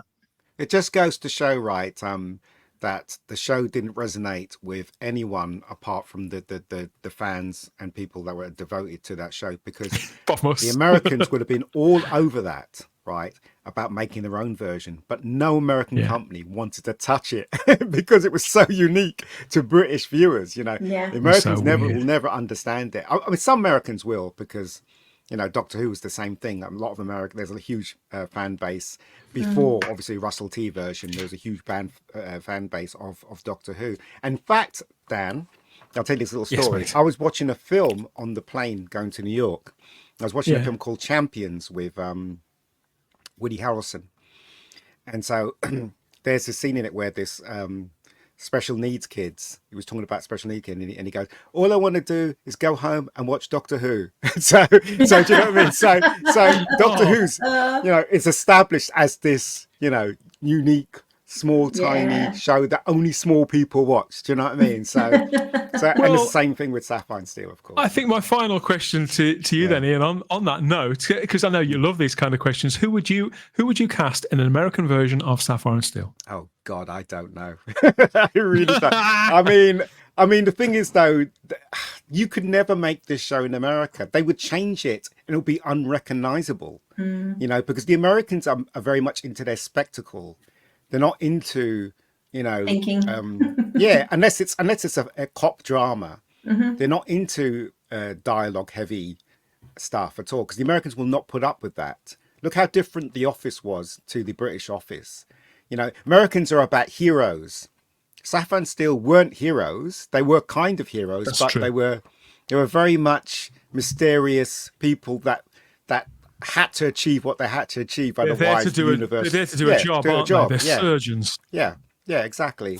So I don't know who would cast. I mean, I don't know. Maybe I really don't know. Yeah, Anna Faris as Sapphire. Oh right, Anna Faris. Gosh. I remember her. Yeah. And who would I cast as Steel? Somebody who wasn't irritating. Who would I cast as Steel? I have no idea. I'm thinking now. I'll have to come back to that. I can't think if there's many actors around that Anna are like Faris, David McCallum. She's more linked with comedies, you know? She is, yeah. Yeah, I'm sort of taking the slash just because I have no idea who I would cast as Sapphire and Steel. I would have said probably a bit maybe like 10, maybe like Nicole Kidman, like 10, 20 years ago. Yes. Even now, she because she's in a couple of TV shows. Because she's kind of got that same kind of she's aura about that's a good choice. I reckon that's a good choice. Steel is really hard. I tell you who I'd pick as Steel. Yeah, who's that? Tobey Maguire. So is it? I think he's completely off because Steel is very much cold, isn't he? I can't see Tobey Maguire being cold. I don't don't think know. you've seen the films that I've seen of him. Oh, right, okay. Yeah. I don't know who comes across as cold as an American actor. I don't know. It's a hard one. So Yeah, I think you have somebody yeah. who can access that, yeah. that, and do it effectively. The thing is that they've got to be like intelligent. You know, they've got to be smart, but also cold and like hard. Do you know? Because he was like strong. Do you know what I mean? He was like he wasn't just Tough one. yeah. And that probably, given how much we're struggling, that shows even more kudos to David McCallum that he could play the only person I can think of when he was in his prime, obviously, is David Duchovny, who played what's his name? I can actually see that. Yeah, because he's very much of that ilk, isn't he? That he has that Mulder, kind of toneless thing about him. That's the only one I can see. But then again, he's too old now, so. As I said, you'll have to sit down with a casting agent and go, right, we're making this show. Who would you cast? Someone that's really. They normally get it wrong anyway. The Americans, especially when they try to adapt a British show, they normally get it wrong, don't they? Well, there's only one way to solve this. I think that's to reach out to the people who follow us on Instagram, on X, and on Facebook. There in the Spacebook Facebook group. Let us know who you would cast as Sapphire and Steel if you were remaking it in the States, either then, back around 1980 or something like that, or even now, if there are a couple of names on the tip of your tongue. Who would you cast as Sapphire and Steel right now, but specifically an American remake? We'd love to know. Get in touch with us at the Spacebook with that. Now we've been recording this in front of a live audience. If they're all still awake, if they haven't been shot off into the corridor of time, snatched away by that geezer with a melty face there, that ugly sod. I don't know. We're going to find out and see what they've got to say about all of this and see which memories we've dislodged from the filing cabinets of their minds.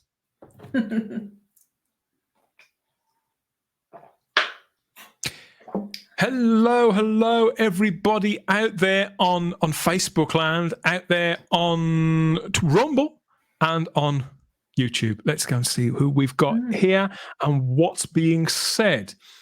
Okay, so Retro Doc is watching on YouTube and says, best stories, The Railway Station and The Man with No Face. The worst story is the one about the homicidal pillows. See, I haven't watched this. Sapphire and Steel, Andy, I love this show. I've always loved it. But this isn't something. That's why I was so interested to hear that you go back to it quite a lot. I sometimes don't watch this for 6, 7, 8 years. I just leave it alone. I have to really be in the right mood to go anywhere near this. So whereas something like Blake 7, I seem to watch on practically on rotation. If I kind of need to top up my IQ a bit or something afterwards watching some of the dribble that we've got, I kind of just find myself watching the odd series of this. I don't necessarily binge all of it, but I do, like I said, at least once a year I'll either watch all of it over, so many weeks, or I'll just dip in and out of it going, oh, what can I watch that's like, I just need to think about it.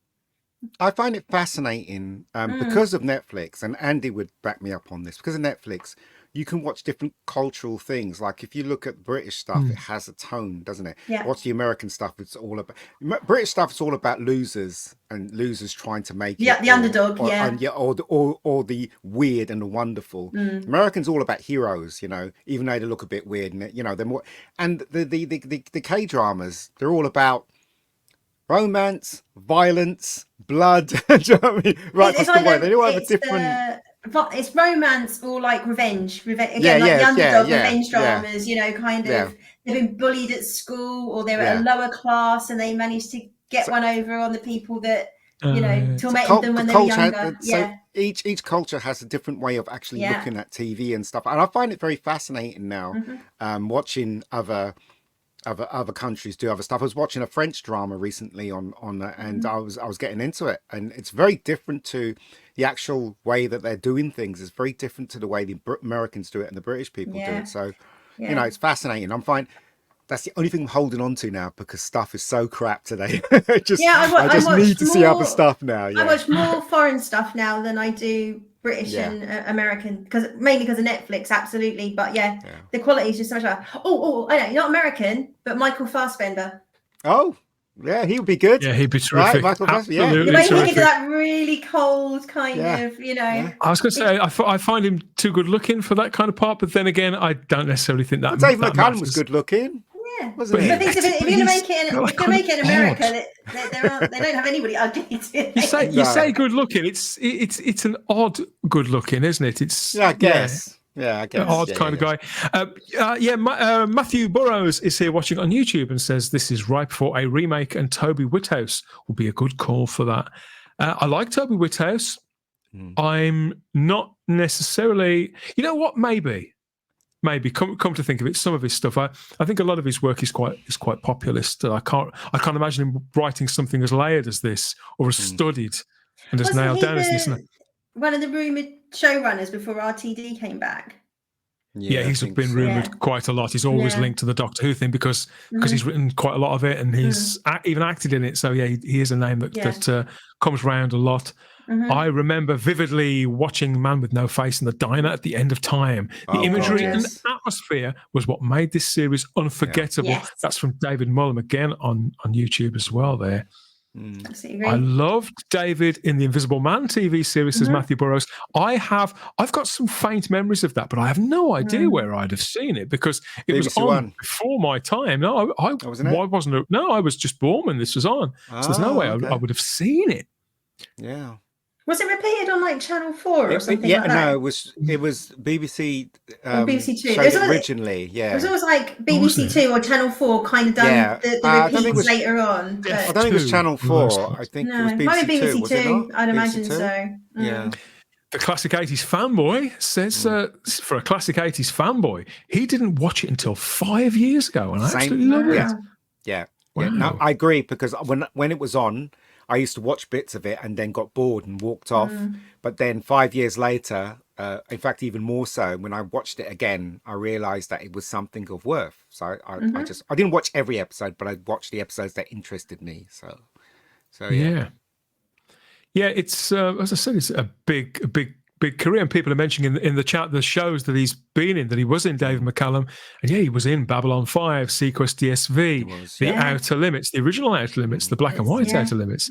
He was in virtually every series you could care to name. In fact, Grumpy Old Bob 56 here says he was in a classic episode of The Outer Limits, The Sixth Finger. It was a powerful performance, and obviously Colditz and The Great Escape, the wartime stuff, obviously that plays very, very well. He was in the army for quite a time. He remained in the army after his national service and rose to the rank of lieutenant.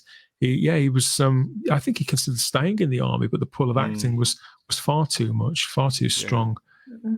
We have other comments about Kidnapped too. Yeah, the adaptation of Kidnapped on British television. That was not long before Sapphire and Steel. It was after Colditz. I think it was after The Invisible Man as well. So he literally bouncing from one side of the Atlantic to another to do all this stuff. Colin Archer says, if I remember, Sapphire changed her outfit and hair every story. It was always the same colour dress. She always wore blue. Yeah, she's always in blue, whatever the era. Because there's one that is set in the 1930s style, isn't it? She's dressed kind of like a flapper almost. Yes. Yeah. Flapper, I said. Flapper. Not a slapper. Colin Archer also mentions Ace of Wands. Tony Selby was in that. Yeah, we'll have to do a listing on that. Yeah, I've recently Never heard bought of those. that. Never heard of it. It's a magician who knew darkest magic, and the thing is that it was really creepy for kids. It's really creepy. I can't believe that they got away with shows like that in those days. Because What was the one with the stones? That was Children of the really, Stones. That was scary. Geez. what was that? And then there was another one where this kid fell from the clouds, and he was blue. I can't remember what it was called, but that scared the crap out of me as well. It's like, what the hell? Yeah, written by the late great Bob Baker there. Jack Thursby's in the live chat on YouTube and says, I always find the low budget effects kind of add to the creepiness. Yeah, it does. Yeah, They definitely do. Now, I believe Steed wore a tuxedo with a bow tie for the assignment. Mr. McD Must Die. So there are titles out there for all of these. Yeah. I loved Shelley. That's Matthew Burrows. Was looking at Shelley. the TV listing that we had. Yeah. I like Shelley as well, but I don't see it very often. And noting 8-bit Sync Boy notices the cliffhangers made it feel like Doctor Who. Yes. I think often they did the crash, didn't they, into the face of a clock or something like that, or into the face of a child who was crying something or other. Yeah. Or sometimes there were small moments that made you think, God, that must be important as they're focusing on. Yeah, they had the same broom. cliffhanger, and then the next episode you get about 3 or 4 minutes of the previous episode. So it's the same format as Doctor Who in that sense. Yeah, it was. Yeah, that was. Gary Akers in the live chat says shows like this credit the viewer with any age with enough intelligence to get the show and not require spoon feeding. There's that expression again. Yeah. And speculates that Time Crack could have been a stronger title for this particular story. Yeah, I think it may have raised a few eyebrows, but yeah.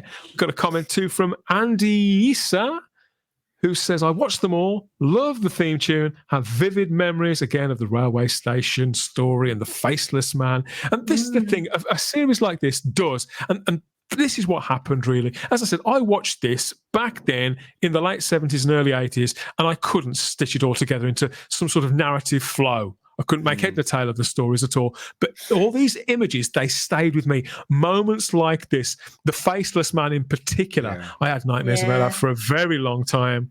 And some of the curious individuals, because there was never huge casts to any of these stories, but some of the people were outright nasty characters, or characters who were duplicitous in some way. They were almost as alien as Sapphire and Steel could be. So you couldn't really, it was fine in the first story where you got the children, but in other stories there's less sympathetic characters and protagonists, I suppose. There was a story that the head of ATV said to the guy creator, he said, look, I need a show for the evening at 7:00. And they made the pilot, and then he came back to him and he said, that scared the crap out of me. And he thought he was going to say, well, we can't have that show on at that time. And he just went, make more. so you know what I mean? So that's how he got commission, because he scared the guys. So there you go. Hi, Matt. Hi, Matt. Darren Bradley's also in the live chat. He picks up on my comment earlier on about an Inspector Calls. The David Thewlis version of an Inspector Calls was excellent. Elements of slight otherworldliness. The Inspector Gore character, that was a BBC version as well. I think it was adapted by Sarah Phelps. Absolutely fantastic stuff. That was the last version I watched of it. But obviously, there've been several. I watched the black and white one with what's his name? Is it Joss? What's his name? The really famous actor. Joss Ackland? Yes, I think so. He's the inspector. Isn't it? Yeah. Diplomatic immunity. Joss Ackland. Jack Thursby also notes, there's a scene in this, the policeman repeatedly walking through the door. It's really creepy. Yes. It's surreal and unsettling. And it's the look on his face as well, because the actor, although everybody plays it straight, he's got that kind of feel where he's very much the cod policeman. Hello. He's that kind of copper, isn't he? It's the Dixon of Dock Green thing again. Yeah. It's a broad stroke that he's painted in, and so that works quite well too. Beautiful women aren't allowed anywhere these days, says Colin Archer. Tell me about it. A general comment than something on Sapphire and Steel from him. 8-Bit picked up the DVD box set of this absolutely ages ago. Courtesy of Network. I wish I'd bought more from them. Don't we all? 8-Bit. There was however many titles I bought from Network. There was always other stuff that I'd left in my cart for the next sale, the next one, and all that kind of thing. Definitely. Children of the Stones, Knights of God. People remembering all these similar shows. The Boy from Outer Space, that's another one. All great stuff. And the John Wyndham adaptations. Because what I noticed as well about watching this, about coming to it again, obviously this wasn't a kids show. I think we should stress this, it wasn't a kids show. But what we did find afterwards, I think, is that both ITV and BBC did make kind of similar dramas with a similar tone that were just that bit watered down. There was a series called was it called The Children of Green Noah? And it starred, it was about a kid They're always about kids, aren't they? It was a school kid from like the 1920s, 1930s with his socks pulled up to his knees and wearing tweed from the knees up, Ian. You know, that kind of kid. yeah. So it's one of those kids, all very plummy and all this sort of, what's for tea, mama? All that kind of stuff. So he was in this big old stately home, and there was like ghostly apparitions sort of walking around these gardens and stuff. And it was, and again, because the kid, they picked the actor who played the central character. This kid was really odd, like nobody you went to school with, and so you could relate to him, but you couldn't. And everybody around it was really threatening. It had a similar feel to this. And there was a show as well called Lizzie Dripping, which starred Tina Heath, who eventually would become a Blue Peter presenter, and that was a kind of ghostly thing like this as well. There was lots of kid shows like sort of ghosts, wasn't there? And Chucky, all that kind of thing. Chucky! I love Chucky. That was then there was Rent a Ghost. Yeah, we'll have to do Rent a Ghost. I do wish they put Rent a Ghost out on DVD, but I think that some of the episodes of that are lost. Which, do you know what, Dan? Right, it's a real shame that we're talking about Sapphire and Steel, right? And it's definitely a classic in our eyes. It's a shame that these things are not more appreciated in the wider scheme of things. You know what I mean? Yes, Doctor Who's appreciated in the wider scheme of things, right? But there are other shows, the shows that you just mentioned, Dan. Those shows, they were disturbing, right? And we were kids and stuff. They should be honoured. BBC should have a day where they show scary kids things. You know what I mean? To honour all those writers, and you know what I mean. But they won't do it. I can't speak for the BBC for iPlayer because I haven't looked for it in a while. But I know that some streaming platforms do have tabs, don't they, for shows of a similar flavour. You know, and if you like this, you may enjoy that. Yeah. So maybe that could be going on at some point with this. I don't know. Okay, I'll give it a go. Says Achy B. you might be sorry that you do. Have your mind blown. Get ready for it. I think in some respects, perhaps our work here is done. Thank you to everybody who's contributed those comments there in the written comments section from, where's that gone? From Facebook to YouTube and to Rumble. Thanks for all of that, because it gives us an idea whether we're on the right lines or not, and what people's experiences may have been. And I do wonder, because obviously there's very much a window there, Andy, and people are encouraged with a show like Star Trek, Doctor Who, that's got this legacy, that people can reach back and touch and see those original ones and get some idea of the breadth of it. But with shows like Sapphire and Steel, they sort of sit there in their sweet spot in TV history. They're a little harder to access, not literally, but to find the time for, and to think, well, if I'm going to watch this, where's it going to take me? And I think when we go back to these shows, what they do tend to do, Ian, is like you said, they take us to other shows of a similar nature. Like if I've scratched that itch, what can I find that makes me feel like that? And the truth of the matter is, I think you'll find very few shows, if any, that will ever make you feel quite the way that Sapphire and Steel did then and does now. That is true. Very true. It does have a legacy. Sapphire and Steel went off air in a bit of a whimper, really, when Central took over from ATV. Yeah. It was a kind of casualty of that changeover, and it wouldn't be the last one either. There was another changeover again in the early to mid 90s, something like that. So this is something that did keep happening with ITV. A bit of a nuisance, really, if you're a program maker, I suppose, and for a viewer, it just means that sometimes your favourite show can disappear and leave you on the edge of something, which did happen more often than not. Obviously, we went through David McCallum's career earlier on. You know, he very much thrived just as much after Sapphire and Steel as he had before, and to continue to work both in the States and in Britain, on the stage, and in Australia too, come to think of it, on the stage, in audio, in cinema, and on TV. Incredible. Joanna Lumley too is very much a national treasure. Definitely, Ian, as you said at the top of the show, probably most famous as Patsy from Absolutely Fabulous. I haven't watched that show in a while. That was a real 90s smash hit, wasn't it? Internationally. Oh God, yeah. Very important show at the time. It is like, you look back now and it is so 90s. At the time, it's like anything, when you're watching it, you're like, oh, it's not, but it's so 90s, and I loved it. And even now I go back and watch it occasionally, and it still makes me like really belly laugh, because like, again, like, you know, you just couldn't make it, because obviously there's lots of fat shaming, and you know, Oh all that God, kind of yeah. stuff going on. I mean, Yeah. you just couldn't make those jokes anymore, you know, unfortunately. But I think that's what Probably Jennifer not. Saunders specializes at, is that kind of self-deprecation. It's funny because she was Joanna Lumley was talking about she thought her career was over, Yeah. and she'd finished all this stuff, and she was just sitting there enjoying life with her husband, and suddenly she gets this call out of the blue from obviously from her, and she goes, do you want to be part of this show that I'm creating? You know what I mean? And Joanna Lumley's like, what? Who, me? And she goes, yeah, it's a comedy. And she goes, but I've never done comedy. Oh, you'll be all right. Do you know what I mean? So, and then she did the pilot, and she thought, Joanna Lumley thought, nah, they're not going to take me. And then to her surprise, you know, they said, yeah, we'll take you. You know what I mean? So it's incredible, isn't it? Mm-hmm. So, it is. You know, because she was just known as a straight actor, but never as a comedic Yeah, nobody actor. Knew that she could be that funny. It was brilliant. And, yeah. I think Joanna Lumley is 77 years of age now, would you believe? Looks good. She looks good for 77. She looks great, and you do still see her turn up sometimes in movies and TV shows. They did a film of Ab Fab about 7 or 8 years ago, didn't they? I haven't seen that yet.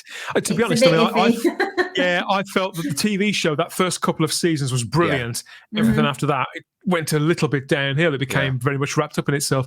But I always liked them, and Joanna Lumley is somebody who I've got an enormous amount of respect and fondness for. All those great roles attached to some of my very favourite shows, not least of all Sapphire and Steel. And so whenever I see her now as herself, because she still does a lot of charity work and things like that, doesn't she? We associate her a lot with the Gurkhas. That's the thing, isn't it? I still think of her as being Sapphire. As Sapphire and Steel has that, for me, Andy, and clearly for you as well. Yeah. That's the thing that casts the longest shadow. And it's the same with David McCallum. You know, NCIS, maybe the biggest show in the world or whatever. But to me, David McCallum is Steel, and it is that simple. You think so? I mean, I do. Yeah. I don't. That's not the same for me. I always think Dave McCallum as Ilya Kuryakin personally, and I think of Joanna Lumley as Purdy, because those are the things that I was more attracted to when I was growing up. Sapphire and Steel, yes, it's a good show as far as I'm concerned. Obviously, it's just my opinion, but I don't think that show is as iconic as Man from U.N.C.L.E. or The Avengers. I agree with you. It's not iconic, but it is extremely memorable if you saw it. It's a cult classic. If you say what's a cult classic, Sapphire and Steel is like very niche group of people, got it at the time, get it now. It's never been mainstream. It's never been for normies. If you show it to people now, there's still going to be a really small group that get it and go, oh, that's amazing. Probably 95% of people go, what the... Do you know what, though? When it comes to Joanna Lumley, when she was in The Avengers, it was, for me, it was about the way she looked, the hairstyle, the legs, gorgeous legs.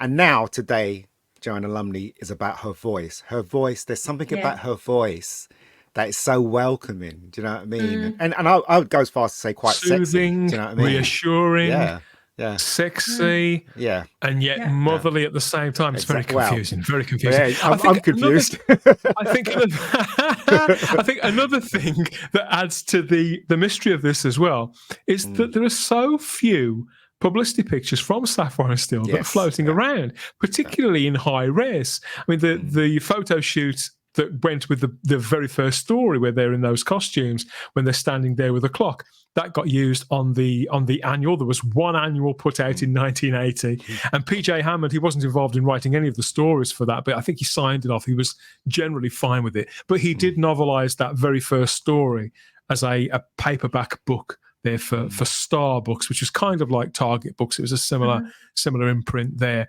And these things, I've got both of these, and you still see them in secondhand shops and at flea markets and things like that. They just still pop up. But it also had a reasonably long run, longish, about a year and a half, 76 issues as a strip in Look-In magazine. I used to get this every single week. Mm. 76 issues, 14 stories. Also, these stories, they never had any titles at all.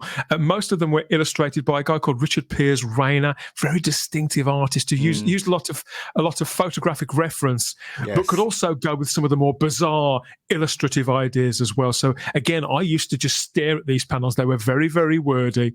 I used to get looking at this point, but again, I wasn't even in primary school at this point. This was a comic that my granddad used to get me, and I just stare at the pictures. But I remember looking at some of these panels and just being absolutely captivated by it. I'm very fond of looking. It's a fabulous publication, and I think there's rumours that all of these strips may be collected at some point in some sort of hardback that maybe people could get on Lulu or one of these print to order things. I'd love to see that happen. But everything went really quiet on the Sapphire and Steel front after that for years and years and years. And so the actors went off to do other things, and other shows came along, Andy, and sort of filled that gap. And it was left to kind of gather dust a little bit, I suppose. But when I eventually did get to see it, it was on VHS. Yes. When ITC started to put out tapes, bringing out all the old shows from the 60s and the 70s. And there was Sapphire and Steel in these often double box sets of I VHS. remember we rented it from Blockbuster. Yeah. We went in there and we saw it and we went, oh my God, Sapphire and Steel. Because it's like you say, it was shown, and then unless it was repeated, you never saw it again. And it's not really something that's ever really been repeated. So we saw it in Blockbuster Video and like, oh, we need to rent that. Yeah, it was amazing. ITC was responsible for the Muppets, were they not? That's right. Yeah. Well, yeah. I think that was an ITV production as well originally, and then it got bounced around in a similar way. But I bought all of these. When they came out, I used to buy TV Zone magazine, and they used to print a list of everything that was coming out on VHS. So I'd make sure I'd got, I think I was a student at the time, so I'd make sure I'd got the money allocated. There's my beer money, and there was my Sapphire and Steel money, basically. So buy these, buy Doctor Who. It was my beer tokens. That's how I used to look at it. That's how I looked at it back then. So yeah, I bought all 6 of these, and eventually, of course, when VHS went the way of the Dodo, I upgraded, as I suppose a lot of people did, to DVD. It's been out several times on DVD all over the world. This was the latest edition by Network.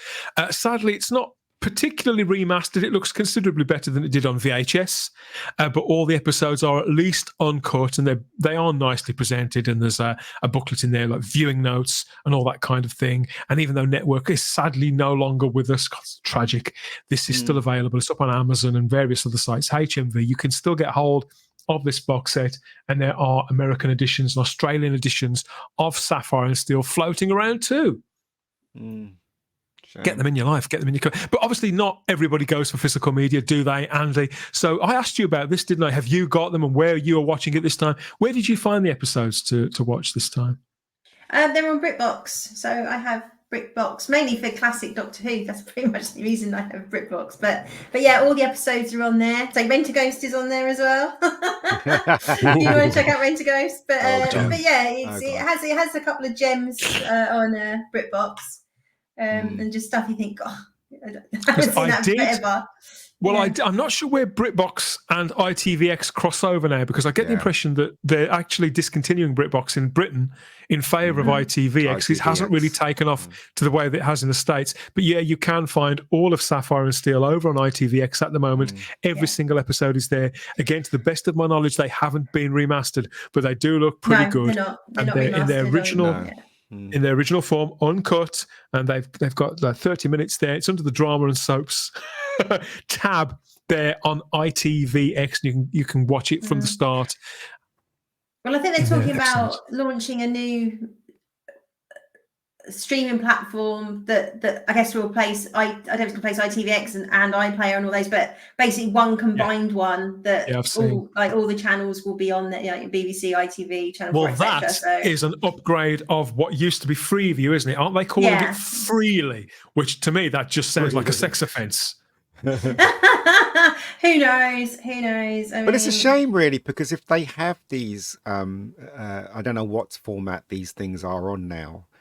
They can easily upgrade it, though, with the technology that they have. And I don't understand. Well, I guess it costs money to upgrade them, but, if you're going to show it in today's format, it needs to be upgraded, and people would appreciate it more if it's upgraded. I just don't understand why they haven't done it. Possibly struggle. I mean, if you think about it, that they planned to remaster, upscale, and really pimp out Blake 7, but the people who work on that line, I was told this by somebody pretty deep into BBC Studios when I was talking to them about the Doctor Who releases, and they did all the research, and there simply wasn't the demand to do that for Blake 7. So, and Blake 7 is massive compared to Sapphire and Steel.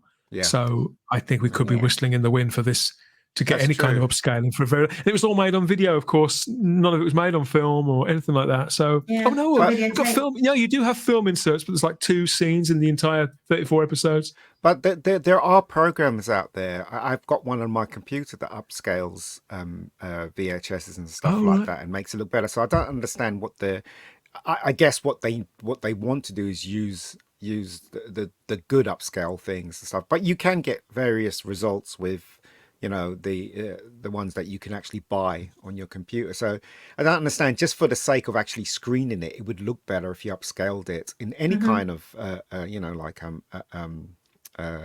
program. But I guess it's too much trouble and you have to pay someone to do it, blah blah blah. So they probably think it's not worth it. But one day maybe. As always, I round off any edition of Listed with sounding you out, and this is the bit where Ian goes, "Oh no!" I sound you out about the planned remake that, in this case, never happened. So yeah, this has been circled a couple of times.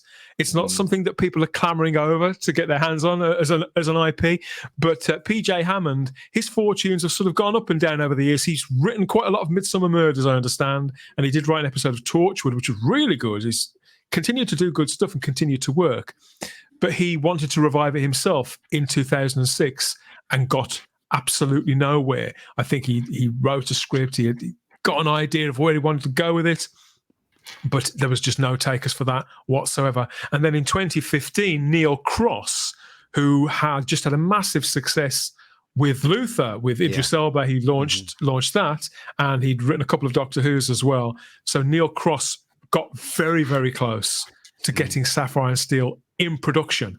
This would again have been for, I think it was a co-production, so it was for the ITV network, but I think it was also the BBC were involved as well. It may have been something to do with BBC America. I can't quite remember. Neil Cross was on board, and Ed Heim was one of the writers. I know everybody, so it could be. He's the guy who put the frog on the chair in Doctor Who. So I think that could be a narrow escape. Personally, I think Neil Cross is a fascinating prospect to have working on something like Sapphire and Steel. Why he would have gone anywhere near Ed Heim, no idea at all. I do know a little bit more about this, but that could be a story for another time. Let us know what you think of all that through social media. Would you have gone for a Neil Cross take on Sapphire and Steel? Could that really be the one that got away? ITV didn't go with it, and neither did the BBC. So there we are. Sapphire and Steel. I think we could revisit this at some point. And a lot of interest in this show when I said we were talking about it. But of course, the reason why we've gathered together to talk about this was simply to honour the great David McCallum, who was Steel for us all those years ago, that fascinating character. And now I've started rewatching these as well. I'm going to carry on, so I'm going to watch the rest. I've got another 4 episodes of Adventure 1 to watch, and then I'm going to watch the rest as well. And maybe we'll connect back with Sapphire and Steel at some point. But yeah, rest in peace, David McCallum, and thank you for all those great roles, Ian, for The Man from U.N.C.L.E., The Great Escape, for the Night Remember, for The Invisible Man, for Colditz, and of course for Sapphire and Steel. What a fantastic actor, and what a long life, well lived. And yeah, you got to tip your hat to these consummate professionals. We won't see their like again, but at least we can still watch these shows over and over again, can't we, Andy? Even in the streaming age, and enjoy them time and time again. I'm so glad you mentioned this to me, and thanks for coming on, for sharing your memories. And it's been an absolute delight. Maybe, Ian, we should pick up on some of the comments that we've had there when we've been doing this live, of course, through social media, through YouTube and Rumble and Facebook. Lots of people with other ideas for other shows that we can talk about. So I think we should scribble them down, don't you, and come back with a fresh run of Listed and see if we can drive one another mad with some ridiculous takes on ridiculous choices once more, and maybe do a Christmas show again. Yeah, we've done a couple of Christmas shows I've listed, haven't we, already? But as long as it's not Wurzel Gummidge, yeah. As long as it's not Wurzel Gummidge. Well, so bad. It's funny you should say that. But yeah, I think this is we've got to head off now. I think that, Andy, you've got a YouTube channel. I know you're about to head off on a trip of your own. You're not being snatched into the time corridor, are you? Though you're going to be safe-ish. Well, I hope so. Yeah. I've just finished my latest contract, so I'm away in Asia in October for the whole month. So I'm off to South Korea, the home of K-drama. So anyway, watches my channel, Atomic Blonde. No, I talk about it constantly. I thought that was a Christmas Carol at first, Away in Asia, but that's Away in a Major, isn't it? That's right, of course. Yeah. And then after that, off to Japan. So tomorrow will be my last Sunday lunch for a few weeks until I'm back. I'm going to try and record a couple of videos before I go if I have time, just so I can put them up while I'm away. Keep the old algorithm happy, but yeah, unfortunately there won't be a Sunday lunch for about 4 weeks, maybe 5 weeks. So well, it's been great to have you on. We'll make sure we get the views up on those videos. Go and find Atomic Blonde LDN there on YouTube. Somebody who the algorithm knows no fear for Ian David Diaz, does it, mate? You don't care about all that kind of stuff. But you are just back from New York with a couple of awards under the old belt, aren't you? Yeah. Lots of Rebecca Gold too. Congratulations again, mate. I'm made up for you. Yeah. All of you worked so hard on those projects. Yep. I mean, as I said, people can just go to Rebecca Gold channel and, subscribe. It'd be nice to have a few more people to subscribe and watch the stuff on there. It's all free and it's all good stuff. You thought Sapphire and Steel was good. You got to watch Rebecca Gold. There you go. Sincerely, it is all tremendously entertaining. I can't recommend Rebecca Gold or that 10-minute prologue for Rebecca Gold too. All fabulous fun. I can't wait. 7 minutes. Good stuff. Thanks as always for being on there, and it's great to have you back. And you can catch up with me here on the channel right here. Or we've got the Spacebook channel too, the new Spacebook channel, which is going to be the home for all the non-Doctor Who stuff, and the Type 40 channel for all your Doctor Who wants for the live streams, the podcasts, and all manner of other things. So there's lots of cooking there. Of course, there is in the TARDIS now with the 60th anniversary approaching. So yeah, it's going to be very Doctor Who heavy for me for the time being, but look for more Listed soon and follow me. Reach out to me on social media, Instagram and Twitter as the Spacebook. I'm wheezing and groaning and going on about old movies, TV shows and music and all of the bits of nostalgia as I descend into senility. Time to blast off. I think everyone, again, thanks for watching. Thanks for listening, everybody out there. And thank you both, Andy and Ian, for your company. That's the Listed podcast / vodcast. Everybody, get in touch in the comment section. Let us know what you're watching next. And maybe we'll be watching it too in time here on Listed. We'll see you all soon. Take care. Bye-bye. Bye-bye.